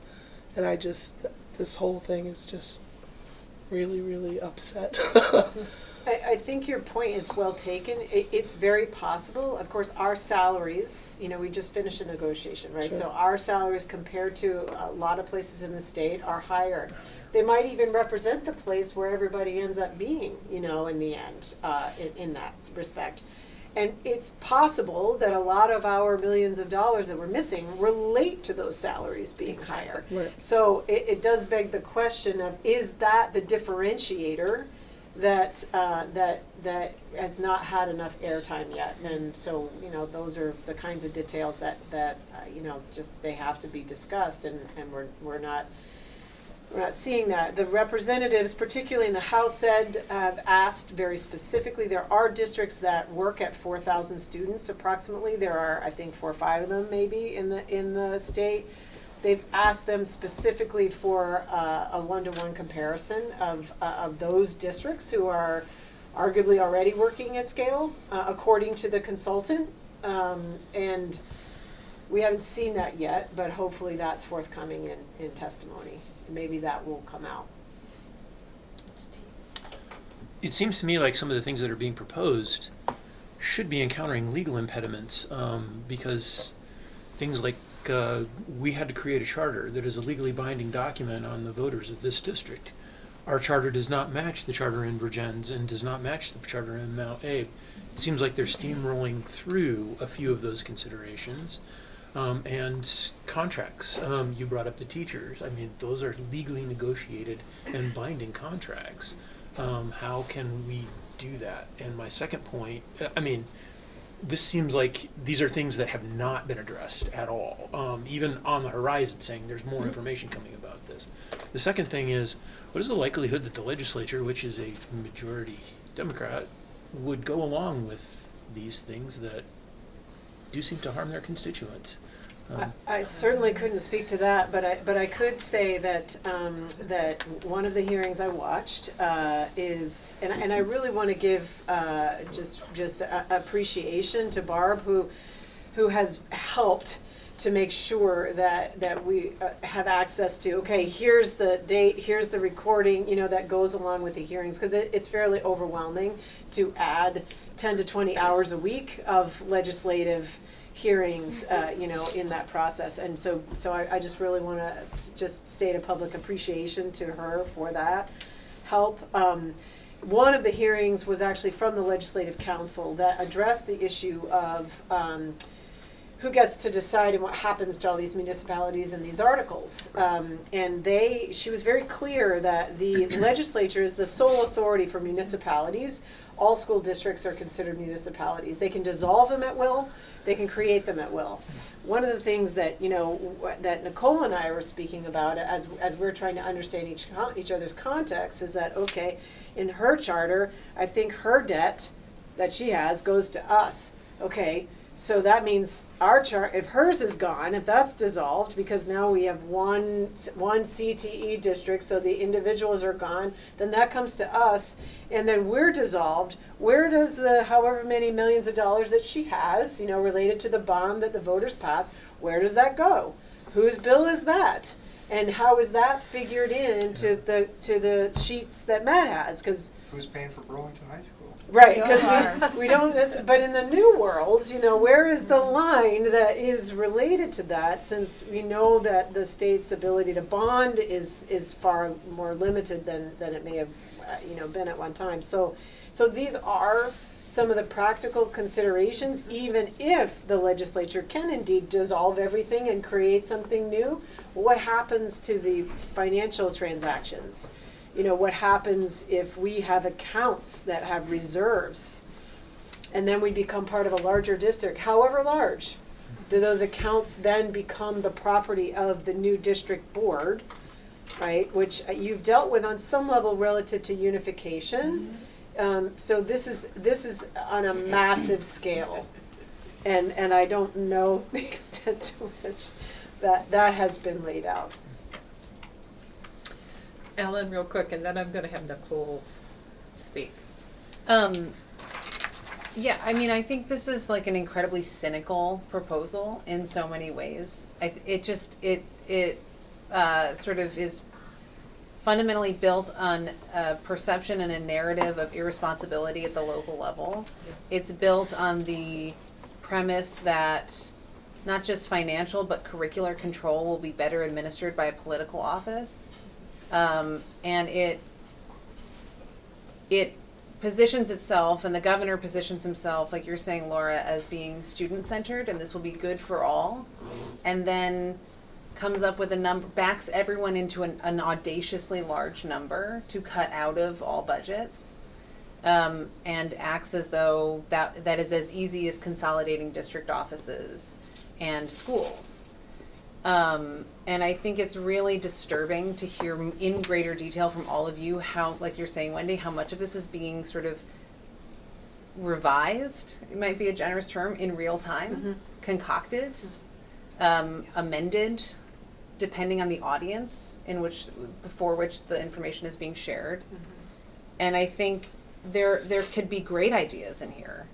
But to start with a consultant's report, to ignore the expertise of the people who built and work within these systems in Vermont, to keep not just at arm's length but behind closed doors how these ideas are being developed, and then to act as though it's responsible and appropriate for that to be considered for legislative passage within a 3-month time period, to then be implemented in 2 years. It's disaster. It's just designing your own train wreck and then telling everyone it's going to be a really good show. And it just feels so upsetting that it's even being, going back to what you were saying, Chip, that it totally sucked the air out of what might have been a different, more engaged process.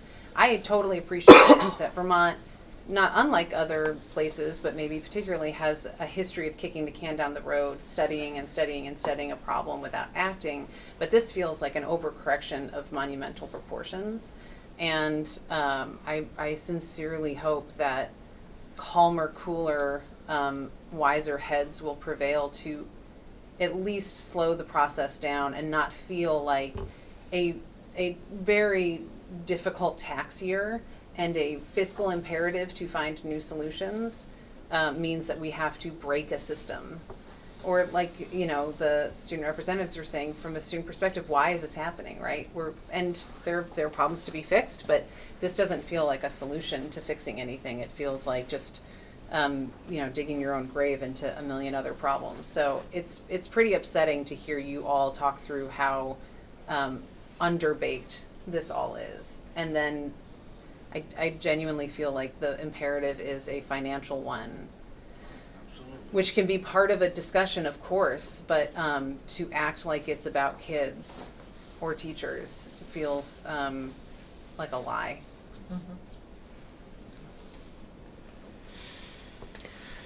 Nicole, thank you for being here. You couldn't have teed it up better. Because I recently moved to Vermont. I've been here a year and a half now, and we certainly hear this narrative in the media, national media right now, about moving fast and breaking things. And I honestly never thought I would hear that sort of a narrative in Vermont. I mean, one of the reasons I chose to bring my family here was because of the strong school system, and because of the way that CTE is set up. Leaning into CTE, the system that we currently have is set up to drive strong economic development in Vermont. The founders, whoever the smart people were that currently designed the system, they did it on a county-ish basis, right, so that our CTE centers could be responding to the local economic drivers. What workforce is needed, what industries are important, how do we train high-skill, high-demand, high-wage jobs, so that our kids can move into these industries and hopefully stay in Vermont, right, and be able to earn a living wage job. So the system was designed to support those goals. The system that's being laid out now is antithetical to all of those things, I think. So right now we have 18-ish CTE centers in the state of Vermont, and 4 of us are independent school districts like our center. The 4 of us who are independent centers have higher tuitions because we don't just provide the programming, we do all the office tasks too, right? So we have a operations guy and we have a business office and we do HR and those kinds of functions.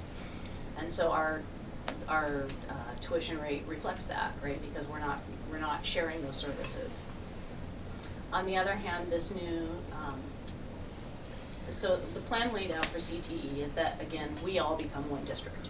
So all of us 18 CTE centers would be gathered up and put into one district, the whole state. Currently, the funding that we receive comes through various ways, but it comes to the center. So our elected board of directors, or in the case of a CTE center, which is part of a larger district, the board of directors makes decisions about what programs to offer, what programs to invest in, if there's a time to perhaps sunset a program, all the local decisions. And we do that in concert with our economic development partners. I work very closely with both the Addison County Chamber of Commerce and with the Economic Development Board to be tracking all of the local indicators. So we're all working as a team, right? It's like a team sport for CTE. In this new model, the terminology that's being utilized is BOCES. And they're pointing us at BOCES, which is in Colorado, which is a Board of Educational Service. The Colorado board and most of the western part of the United States, the way BOCES operate is they're usually operating business, finance, HR, sort of operations, so that rural schools or school districts in their catchment area can purchase those services rather than hire their own people. So if I'm a small school district, it may be beneficial to me to purchase HR services from the BOCES rather than hire my own person. In other cases, it's not. I can make that choice as a district to not purchase those services and have my own. You know, it's a spreadsheet issue. Is it good or is it bad? And then I can choose to be in or maybe not be in. But regardless, BOCES are a service, right? They're a service for cost. In some places, you do local taxes to support those BOCES. In some places, the districts buy in just direct money for direct service. But in no cases do those BOCES oversee, supervise, direct the districts. What we're talking about in this plan is a supervisory structure. The governance is supervising CTE, owning CTE. So instead of being service to the CTE, now we are working for the BOCES rather than BOCES working for us. It has not yet been defined how the person or people running the BOCES are chosen. Is that a board of some sort? Is that hired by the AOE? There's no description of the executive director or whatever the top person is, there's no description of how that person is hired or who they report to. But it is clear that all of the directors report to that person. And then all of the money flows to the BOCES, and the BOCES divvies it out to the centers. So the money which we were referring to earlier, there are two pieces of money, both about $13,000, give or take. The first $13,000, $8,000 goes to the BOCES for the service that I currently already have. And then the $5,200 goes to the sending school to do new activities not currently budgeted. So you're getting some money, but you're doing more stuff. So I'm not sure that's a huge savings. And then the other $13,000 goes directly to the BOCES. I will tell you that currently I budget about $600,000, I would say, to run all of my operations.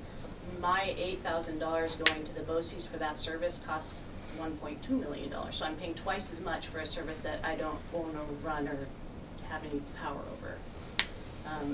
And I now lose the decision making about my curriculum, my instruction, my programming, and that's done centrally at this new, they're calling it BOCES, but I'm calling it a department of CTE. So this new department of CTE makes all those decisions and then divvies out a building budget to me as, I'm not sure, maybe a director-ish, I don't know what they would title us. And then I do the programming on the ground. I start turning out to much more like, not even a principal, because a principal has actually quite a lot of autonomy over the things going on in their building. More like an assistant principal running a building, doing student management, that sort of thing. So that rich and powerful relationship between each of us directors and the economic drivers in our industry sector. I have a big question. I don't know, because it's not defined how that now works. So for example, if all the decision making, because all the curriculum, all the HR, all the business, all of the professional development now is clearly moving up to this department.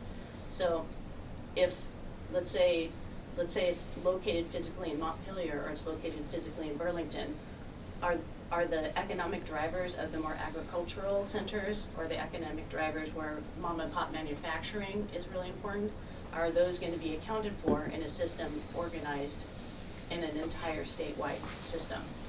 And I think even, you know, we're kind of on the quarter, so we may have a little better connection, but, you know, if you're Northeast Kingdom or something, I mean, I don't know how much power you're going to have or voice you're going to have in what industries are represented. So, and just overall, we have, you know, one of the things we hear a lot is that we have a really high tuition rate, which we do. Part of that is because we have $8 million worth of bond debt, and we also have almost, if not the highest, almost the highest salary schedule of all the CTE centers. And because our community has chosen to keep some programs which are very important to our community, like our ART program and our manufacturing program, which in a system that was strictly done on numbers might not still be here. And our construction program, for example, in a strict number system, it may not still be here, but can you imagine not training future construction people in this time and day? So the organization, the governance structure is completely different, right? It just is upending. It's taking all of the governance and taking it centrally for the whole state. And all the money now flows to the BOCES or whatever, and then the money gets divvied out to the different centers. So for Addison County, one of the things that, you know, I think our voters find really, really important, and I know that our economic partners do, is that we are training kids to move into the industries that are most needed in Addison County. We are also training hundreds every year, hundreds of adults to go into the medical professions right here in Middlebury and in Addison County.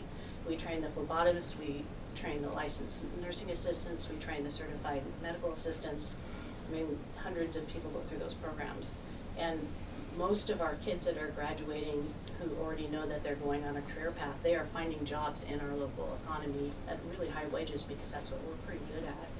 So I'm concerned not only that our $34,000 bucket per kid goes to $25,000 bucket per kid, so it's a 25% budget cut with no indication of how we offload that debt burden and no indication how I keep paying the salary I'm paying without having the revenue I'm having from my staff members. And losing that connection to the drivers, which are most important for Addison County. Thank you. Steve? You also, I don't know if you failed to mention this, but the accelerated time. Oh, yeah.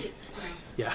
The other piece that we're really concerned about is they seem to be using CTE as a test case scenario of some sort. They're moving much more quickly, and the language is much more like when, not if, around CTE.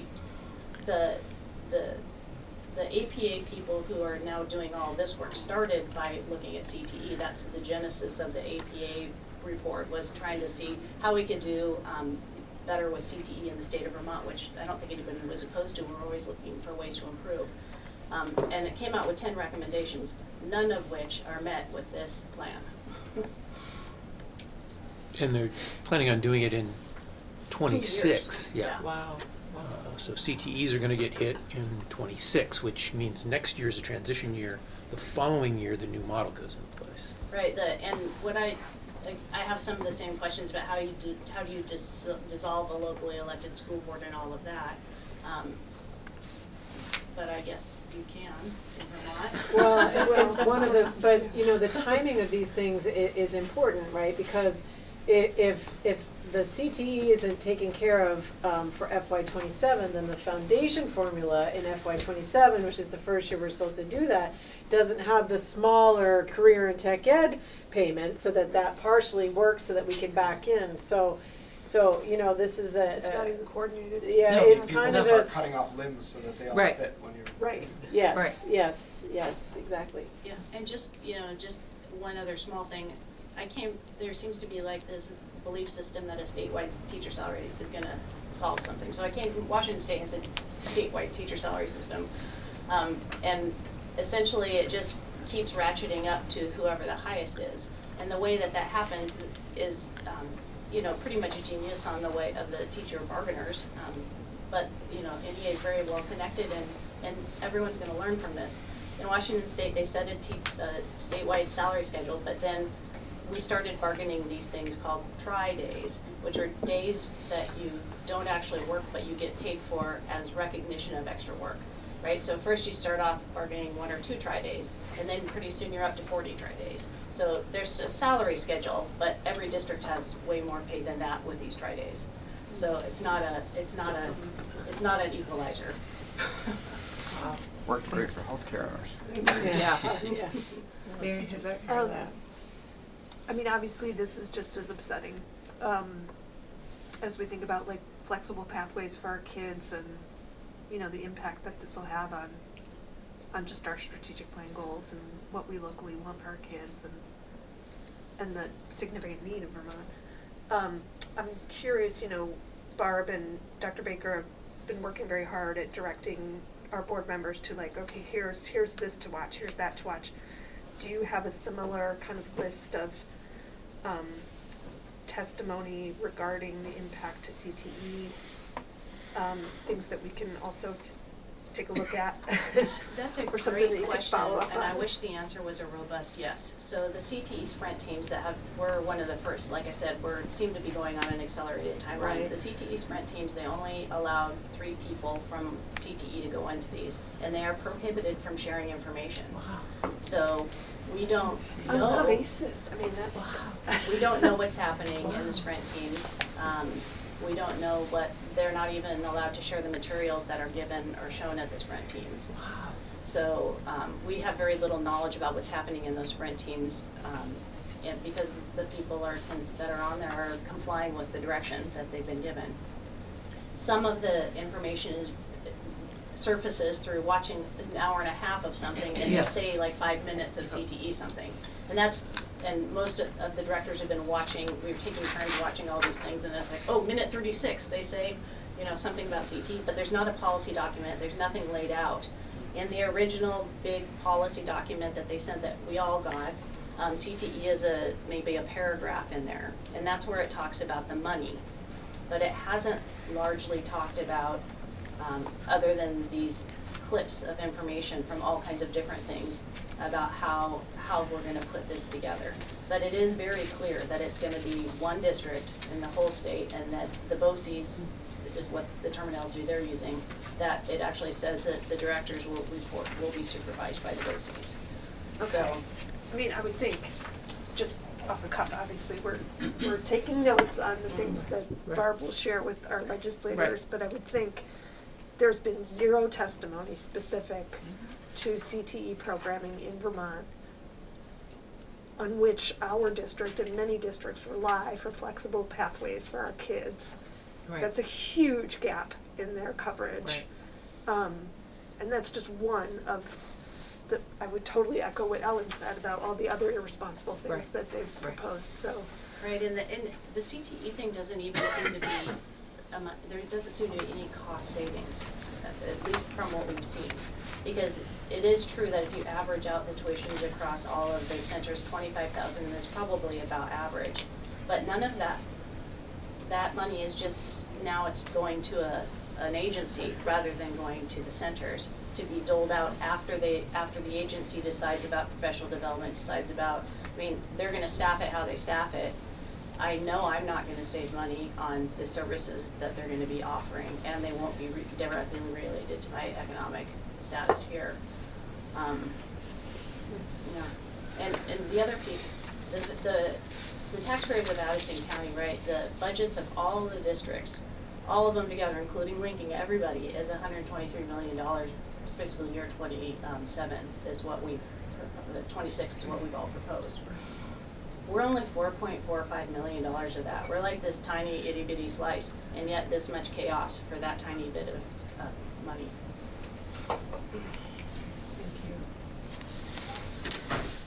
Go ahead, Alan.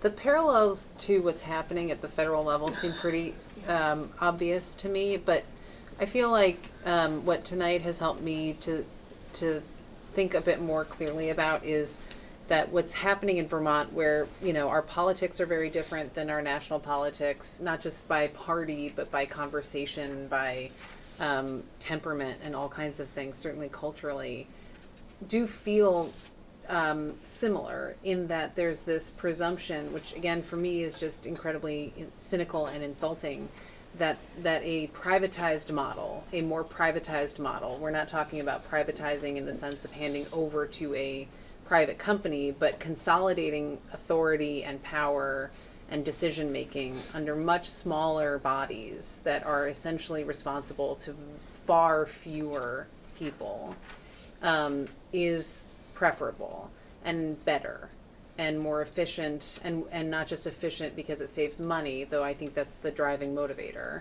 but also everyone will get something better out of it too.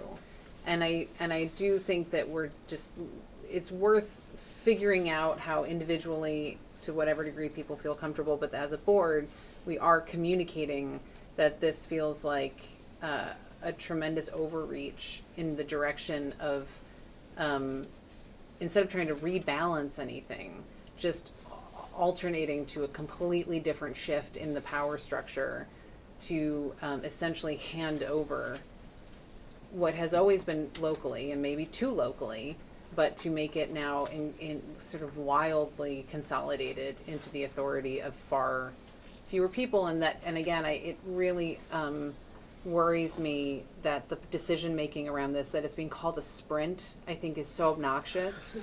And that in the service of the sprint, it should all happen in secret.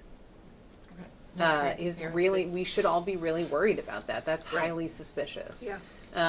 Without assuming malintent, I am with you, Wendy. Good ideas don't happen in the dark, and and certainly the realities of those good ideas are not well vetted when you're telling anyone who's part of that conversation they can't talk about it. So yeah, I am really concerned with how we move forward. To the degree that we have any voice or influence over these issues. Yeah, so one thing I'd like to share is on Friday morning, I popped on to the Vermont School Board Association. They have a chair networking. There were like 3 times as many chairs and the whole topic of discussion obviously was this. And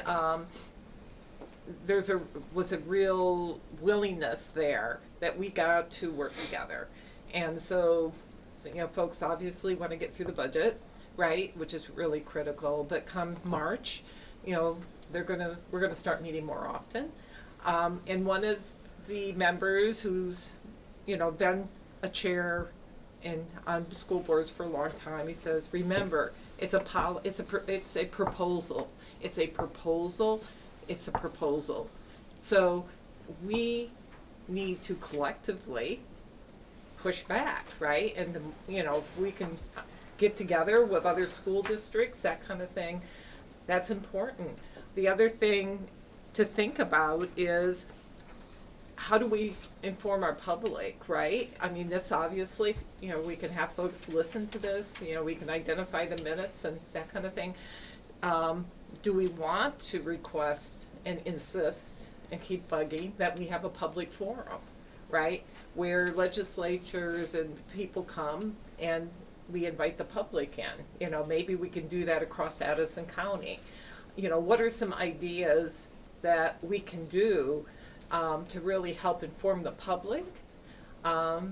Because this is like a really big deal. And we can't just kind of assume, well, it'll work its way out, whatever. I think, as Ellen pointed out, as others have pointed out, this is like a train wreck happening, right? Very much so. But we still have, and what are considerations? What are options, right?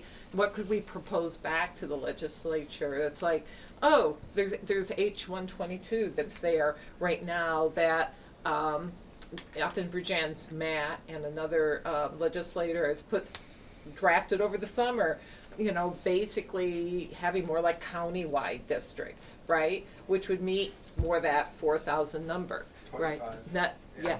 Yeah, the 25, not our Matt, that, Matt Braun.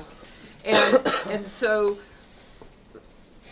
today, when I was listening to the report, or the committee meeting, the Senate committee meeting from Friday this morning, people were asking, well, have you considered other models, right? Yeah. Where's the comparison between, this model and there was no answer there. There was no answer there. So we really have to insist on that transparency. When they did the weighting study, we knew from an Addison Central exactly what our impact was going to be based on these weights, right? And there was massive. 2 years in advance. 2 years in advance, right? So I think, we need to really think, how we can help spearhead some of that. And as a board, do we want to do something as well? Mary Heather. Well, I think the other really important thing is obviously the power to do this lies within the legislature, yes. right? Solely within the legislature. Exactly. This may be the governor's proposal. So that's where we have not going to be able to do this on his own. So our audience needs to be the legislature. Exactly. We are their constituents. We have people who have administrative experience actually delivering education in Vermont. So I think we need a minimum to insist on some FaceTime with our legislators so that they understand the huge goal. And I expect that many of our legislators are aware of the huge gaps and also have similar reticence and to what we arm have. them.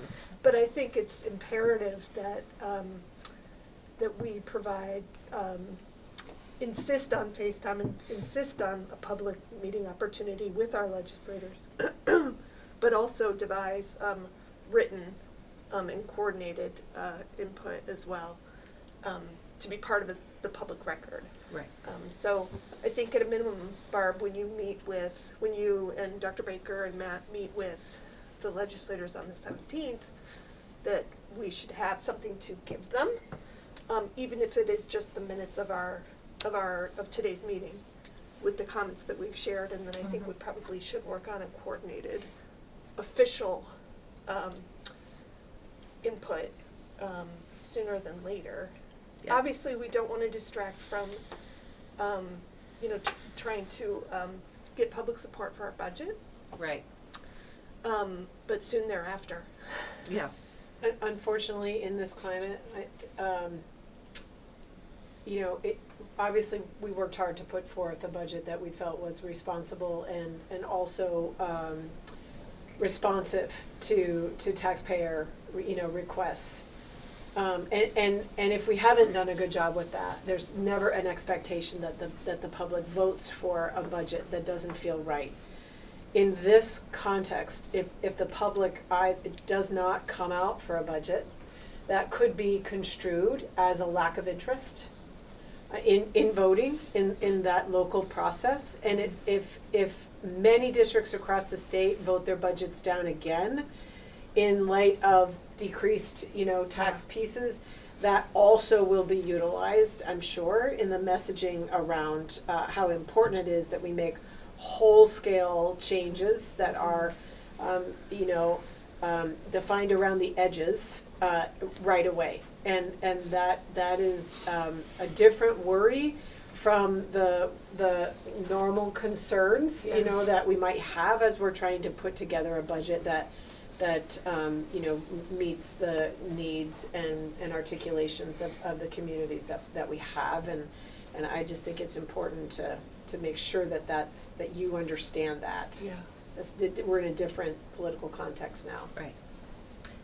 Ellen, then Suzanne. I mean, just to say that, there's also like a real information imbalance. The governor has full-time staff and has paid however much money for consultants to be working on this to advance one idea or one perspective on what to do. And the legislature is a volunteer legislature. So, they are part-time. They do not have full-time policy staff. There's legislative staff, but they don't do that level of research and engagement, nor can they. And I do think that there's something, the legislature will be under pressure, certainly in the scenario you're describing, Wendy, and just in general, when a big idea with a lot of political heft behind it comes out, it's very hard, as I think you said, Barb, to not then have your own ideas to counter it. And I think that there might be something to us. I appreciate not wanting to distract from the budget, but having conversations around why a measure of prudence and some additional, study and scoping and earnest engagement with what the long-term solution could look like, with some money behind it that doesn't necessarily mean you're just, punting for forever. But the legislators are going to need their own ideas or response. Otherwise, the opening offer becomes a version of the final one. Right. And I don't know that everything here is not worthy of consideration, but I surely don't feel confident that it's worthy of enactment without a lot more information and thought behind it. And it sounds like they have time. I'm also curious about crossover dates and all kinds of things. Like March can really be a time where you're already moving ideas into the next phase of legislation. They are going to continue through June because of this. For crossovers? No, crossovers is during town meeting week. Yeah, but the session.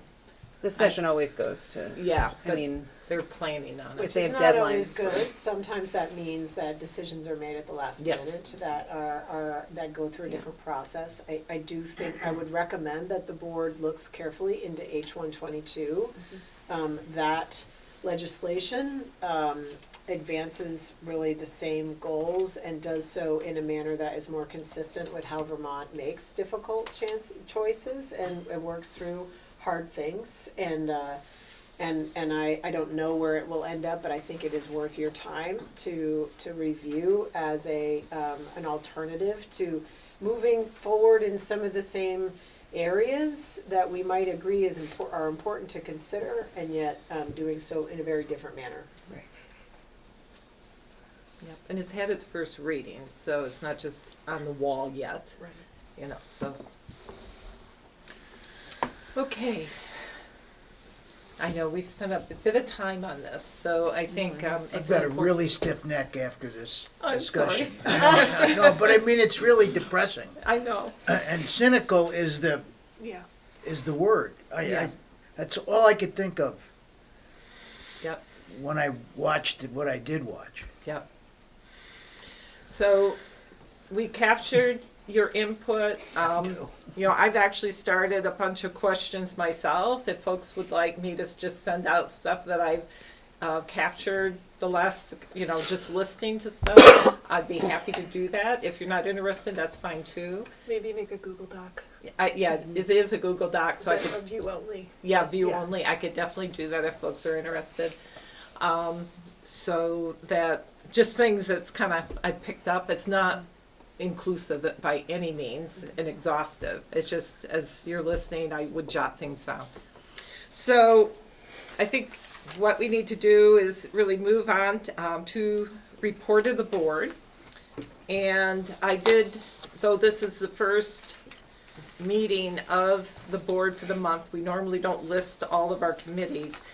Our next board meeting is going to be focused on superintendent evaluation. So this will really be the only opportunity this month for each committee to give an update. So if in fact it's something that needs to be covered, please feel free to do it and we'll move right along. So communications and engagement. Yeah. Among other things, unfortunately it didn't make it into our materials, but we did draft our latest newsletter. So hopefully think it will work if I forward the link to what Emily Blistein has so wonderfully put together for you guys to just look at and get back to me if you see any egregious issues. We can hopefully get that sent out by the end of the week. Thank you. Yeah. Facilities, Jason? Yep, so the Facilities Committee is currently reviewing RFP responses for the capital improvement planning process that we've been tasked to move forward. And we will meet again later in February and hopefully come to the March 3rd board meeting with a recommendation. Okay. Finance Committee, anything? Finance did not meet. Yeah, okay. And I don't believe there's anything on negotiations? No, not negotiations. Okay, so policy update. Policy update is policy D6. The cleanest version of this policy did not make it into our Boardpaq materials this time, unfortunately, but it's the same as the one that's on there right now. So we've discussed this policy a lot. Obviously, by now everyone knows what it is. Tonight's the action night where you take some action. Does anyone have any questions about the policy? So why don't we go ahead and make a motion? Okay, sure. First. Actually, Dr. Baker and I had a discussion in the last policy committee meeting about the choice issue. And it was very reassuring what she was saying at that time. I think it would be helpful for the board to hear what she's talking about when she talks about choice. Okay. Because there is unregulated choice and then there is a different kind of choice. And I think we're talking about the different kind of choice. So could that happen once? I can make a motion and then we could. Okay. Yeah, talk so about my it. thought is per Robert's rules, we'll make the motion, get a second, and then open it up for discussion, and I would love to hear that discussion. So, I'll move to adopt the amended D6. okay, a second? Second. Okay, thank you, Ellen, thank you, Laura. Discussion. So, the choice, which has been somewhat of a contentious issue, we brought it up again at the last policy committee meeting, and Dr. Baker assured the committee that this was not, we're just going to open up choice, that there's going to be some supporting stuff for all those groups that are traditionally marginalized or not treated with equity in a choice program, so that there's going to be ameliorating behaviors by the district, around things like ELL and poverty and special needs, and that there would be a maintenance of balance in any choices that were made. So, did you want to? Sure. So the discussion came up around, Steve's just raising the concern, which has also come up in the legislature, relative to the inequities that are associated with any choice opportunity. So because in this, what is in here, if you remember, is that if we can't make 10 students with any 2 grades, then the idea is that I'm to then invite families, in this case, perhaps of kindergartners and first graders, to say, hey, we have some openings, we have an under-enrolled class, and so I'd like to know if you're interested in exploring that. And so Steve was raising the concern about how are we truly supporting that so that it is not an inequitable circumstance, and not only how are we doing that in the ways that you amended this policy to include during its first read, but also just in procedure, how are we doing that? How are we inviting people to do that? How are we talking with families? What are the steps that we're taking to do that? So I explained that if you adopt this policy tonight, then tomorrow we will be sending information out electronically through the mail, through many different social media posts, through translated documents that are shared, through our staff that work with multilingual families. that simply says we have an opportunity here in an under-enrolled class in grades K1 in Ripton, which is where we would have this for the 25-26 school year that is known to us at this point. And so if you'd like to explore that, then you can let our office know by phone, by email. You can let the building principal in your area know, or you can let Ashley Bissett, who is the UPK coordinator, know. And Ashley knows the families, in the area in that way. They are also welcome to let Fernanda know, who is somebody that we contract with, who works specifically with our multilingual families. And all they have to let us know is that they're interested in exploring, and that messaging also says that, we're able to offer supports, to families who are potentially interested in the opportunity. And it says only that on purpose, just so that it invites people to discuss the opportunity without a barrier that's built in the beginning. Some of the conversations that we had throughout the development of this may come to bear in the conversations with families that are interested in exploring that, and this is the opportunity to say, to help understand what the needs of students might be and the ways in which we are already well situated to meet those needs, or would need to be adjusting, our resource allocation in order to take care of that, as we would any student need that's appearing in any buildings in that respect. So they'll have until March 3rd to let us know that it's time to explore that. And then we will be reaching out to families as soon as we have that information from them and working through that. If we have enough people who have said that they would like to explore that, at that point, we'll make sure we understand what those criteria are, ask families for commitments,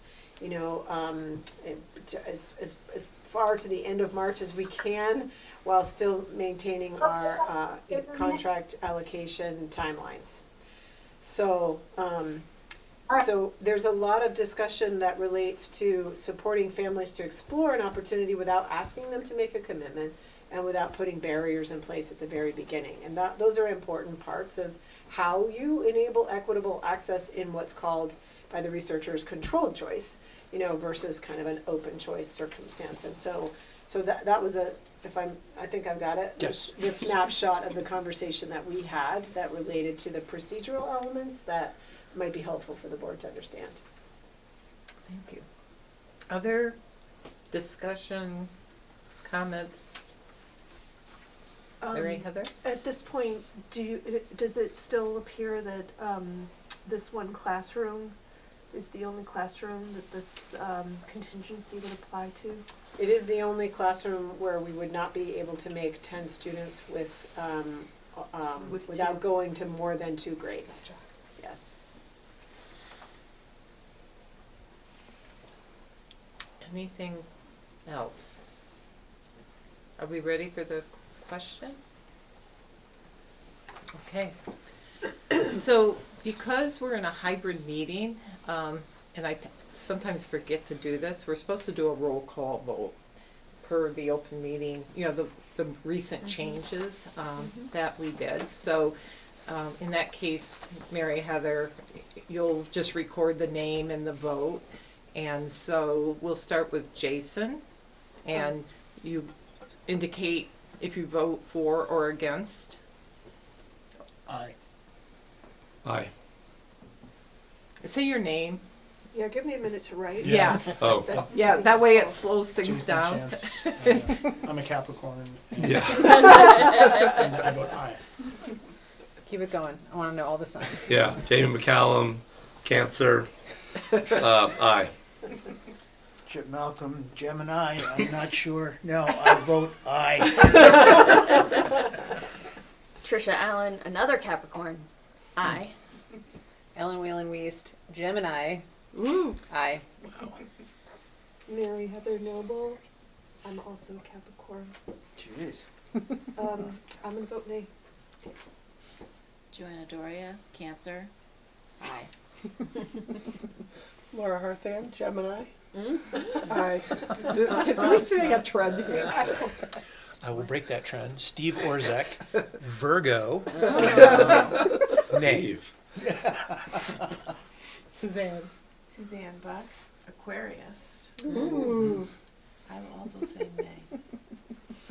And I'm gonna be a tiebreaker, so I'm not gonna vote. So, Brian? Yeah, Brian Bauer, Virgo, nay. Okay, and Ellie? Ellie Ronk, Leo, yes. Voting yes. Okay, so if Mary Heather, you could tally that. No problem. It appears we have 8 ayes and 4 nays. Okay. Ayes have it. Okay, so you don't need my tie breaking. I'm a Cancer too, though. I was gonna say, once again, we gotta know. Yeah. But please tell me you're going to record the birth sign. This is the first. I don't think we ever went on our signs in a public meeting of any kind. It's good to know. I think this is gonna be helpful. Yeah, right. Anything else under policy committee from an update? I'll just say one thing about this is that, as you all are aware, are probably tired of hearing about this policy, it was like a real challenge to work through it. I think it was a much bigger challenge than we all thought when we first started doing it. And I just want to say that my public appreciation of the other members of the policy committee. You know, we laughed, we cried, we did all the things. And there was a lot of, it was like hard to do it. And I think as our committee, it was our first experience of having that thing and coming through with something that we're happy with, and we appreciate the support of the board, though even contentious at times, and not total, appreciate that. And I, have a lot of faith. I think it will attend to the problem that we started dealing with many months ago. So. And thanks to Courtney and Wendy, who have been in those meetings with us and a huge part of those conversations. Yes. Okay, thank you. Moving on to Addison Central SEPAC. Is there an update for that? I believe there'll be a meeting next Thursday, because that's their standing time. Okay. Barb, just a point of order. We passed over the VSBA unless I missed. Oh, I'm so sorry. I'm so sorry. So moving if you don't fast. mind, can we go back to that? Yes, we I didn't wanna can. interrupt Thank the you. policy discussion. Thank you. so- VSBA update. Sorry, Suzanne. I didn't mean to do that. We will be meeting this week, and I'm sure that in typical VSBA fashion, we will be sending out emails with letters that you can then use to submit to senators or legislative people. So please read anything that comes out from the VSBA. They are on the ground working in every single committee meeting, as well as working with any activists that are hanging out in Montpelier, so. Okay, thank you. Hanford Career Center update. We had the open house on Friday because Thursday was a snow day. It really did impact attendance because I go to those things all the time. There were significantly fewer people there, which was unfortunate because it's a really, really great opportunity to see the center and to see the great work that's going on there. So, unfortunately, a lot of oxygen has been taken up by this proposal. Yeah. And if you guys are scared, Hanford's really scared because they're cutting deeper, they're moving faster, and it's looking grimmer. So a lot of our oxygen is being used on that as well. Tricia, did you? No, I think you got it. Okay. Okay, and the next one, my next meeting for Middlebury Community TV is tomorrow morning, so I'm gonna pass on that. Parks and Rec? Nothing. Nothing? Report. Sorry. No worries. And that brings us up to our second public comment period. And so take a quick poll here. Are there folks that, in the room? And if you're on Zoom and you want to, please raise your hand. Okay. Sure. Yeah, Say your name again. Sure. My name is Jessie Ruth Porkins, and I also am just a concerned citizen of this taxpaying district. And I think you as a board have an incredible charge as a strong district to have a voice at the table regarding the governor's proposal. And I just thought I'd say just a couple things. one around consolidation. You know, I am honored to work for a school district that's open and inclusive and doesn't make other people feel othered. Certainly in Trump America, that's where we're headed. And you know, looking at other states, religion is finding its way into classrooms, as well as weapons in administrators' hands. And I think that when you give power to a few school board members, say 10, people's voices who have those, in my opinion, wacky ideas get louder. And I would not want to work for a school district where we aren't open and inclusive. I also think free school lunch is really important. I recently participated in the school, the Cornwall options-based drill. And certainly students, while they were talked to in developmentally appropriate ways, they were nervous. And what I think in relation to that is free school lunch helps create community. It helps make kids feel safe. Not only do they feed them, they don't have to worry about going to get lunch. It's there and they're happy. It also takes the stress off of parents who often sneak sugary stuff, you know, because they're trying to save money at the grocery store. Finally, I think that regarding tuitioning students and school choice, you know, I think a lot about stereotypes in Vermont about small communities. And if you do more of that, I heard the conversation around equity, and I know that's always been in the conversations about students tuitioning, but I do think you're going to have schools that become, oh, that's the low-income school, and I'm going to send my child to a school where I know they're surrounded by peers who come from higher income backgrounds, and that would be just a huge back step for Vermont. And I think the only last thing I would say about school consolidation, maybe from an employee perspective, you know, I think the HR department here does an incredible job. It's a swinging door of employees coming in, and I would worry about what it would be like to be a personnel in a 34,000 student school district, where, you know, just contracts and all those things and mistakes and getting that all fixed, how that would happen. So thank you for taking my comments. Thank you. Thank you. Looking online, I don't see any hands. Okay. I just had a... Say your name again, I'm so sorry. Oh, Jess Venable Novak. Just a comment after the discussion for the notes that Zoe Saunders is a unconfirmed interim Secretary of Education.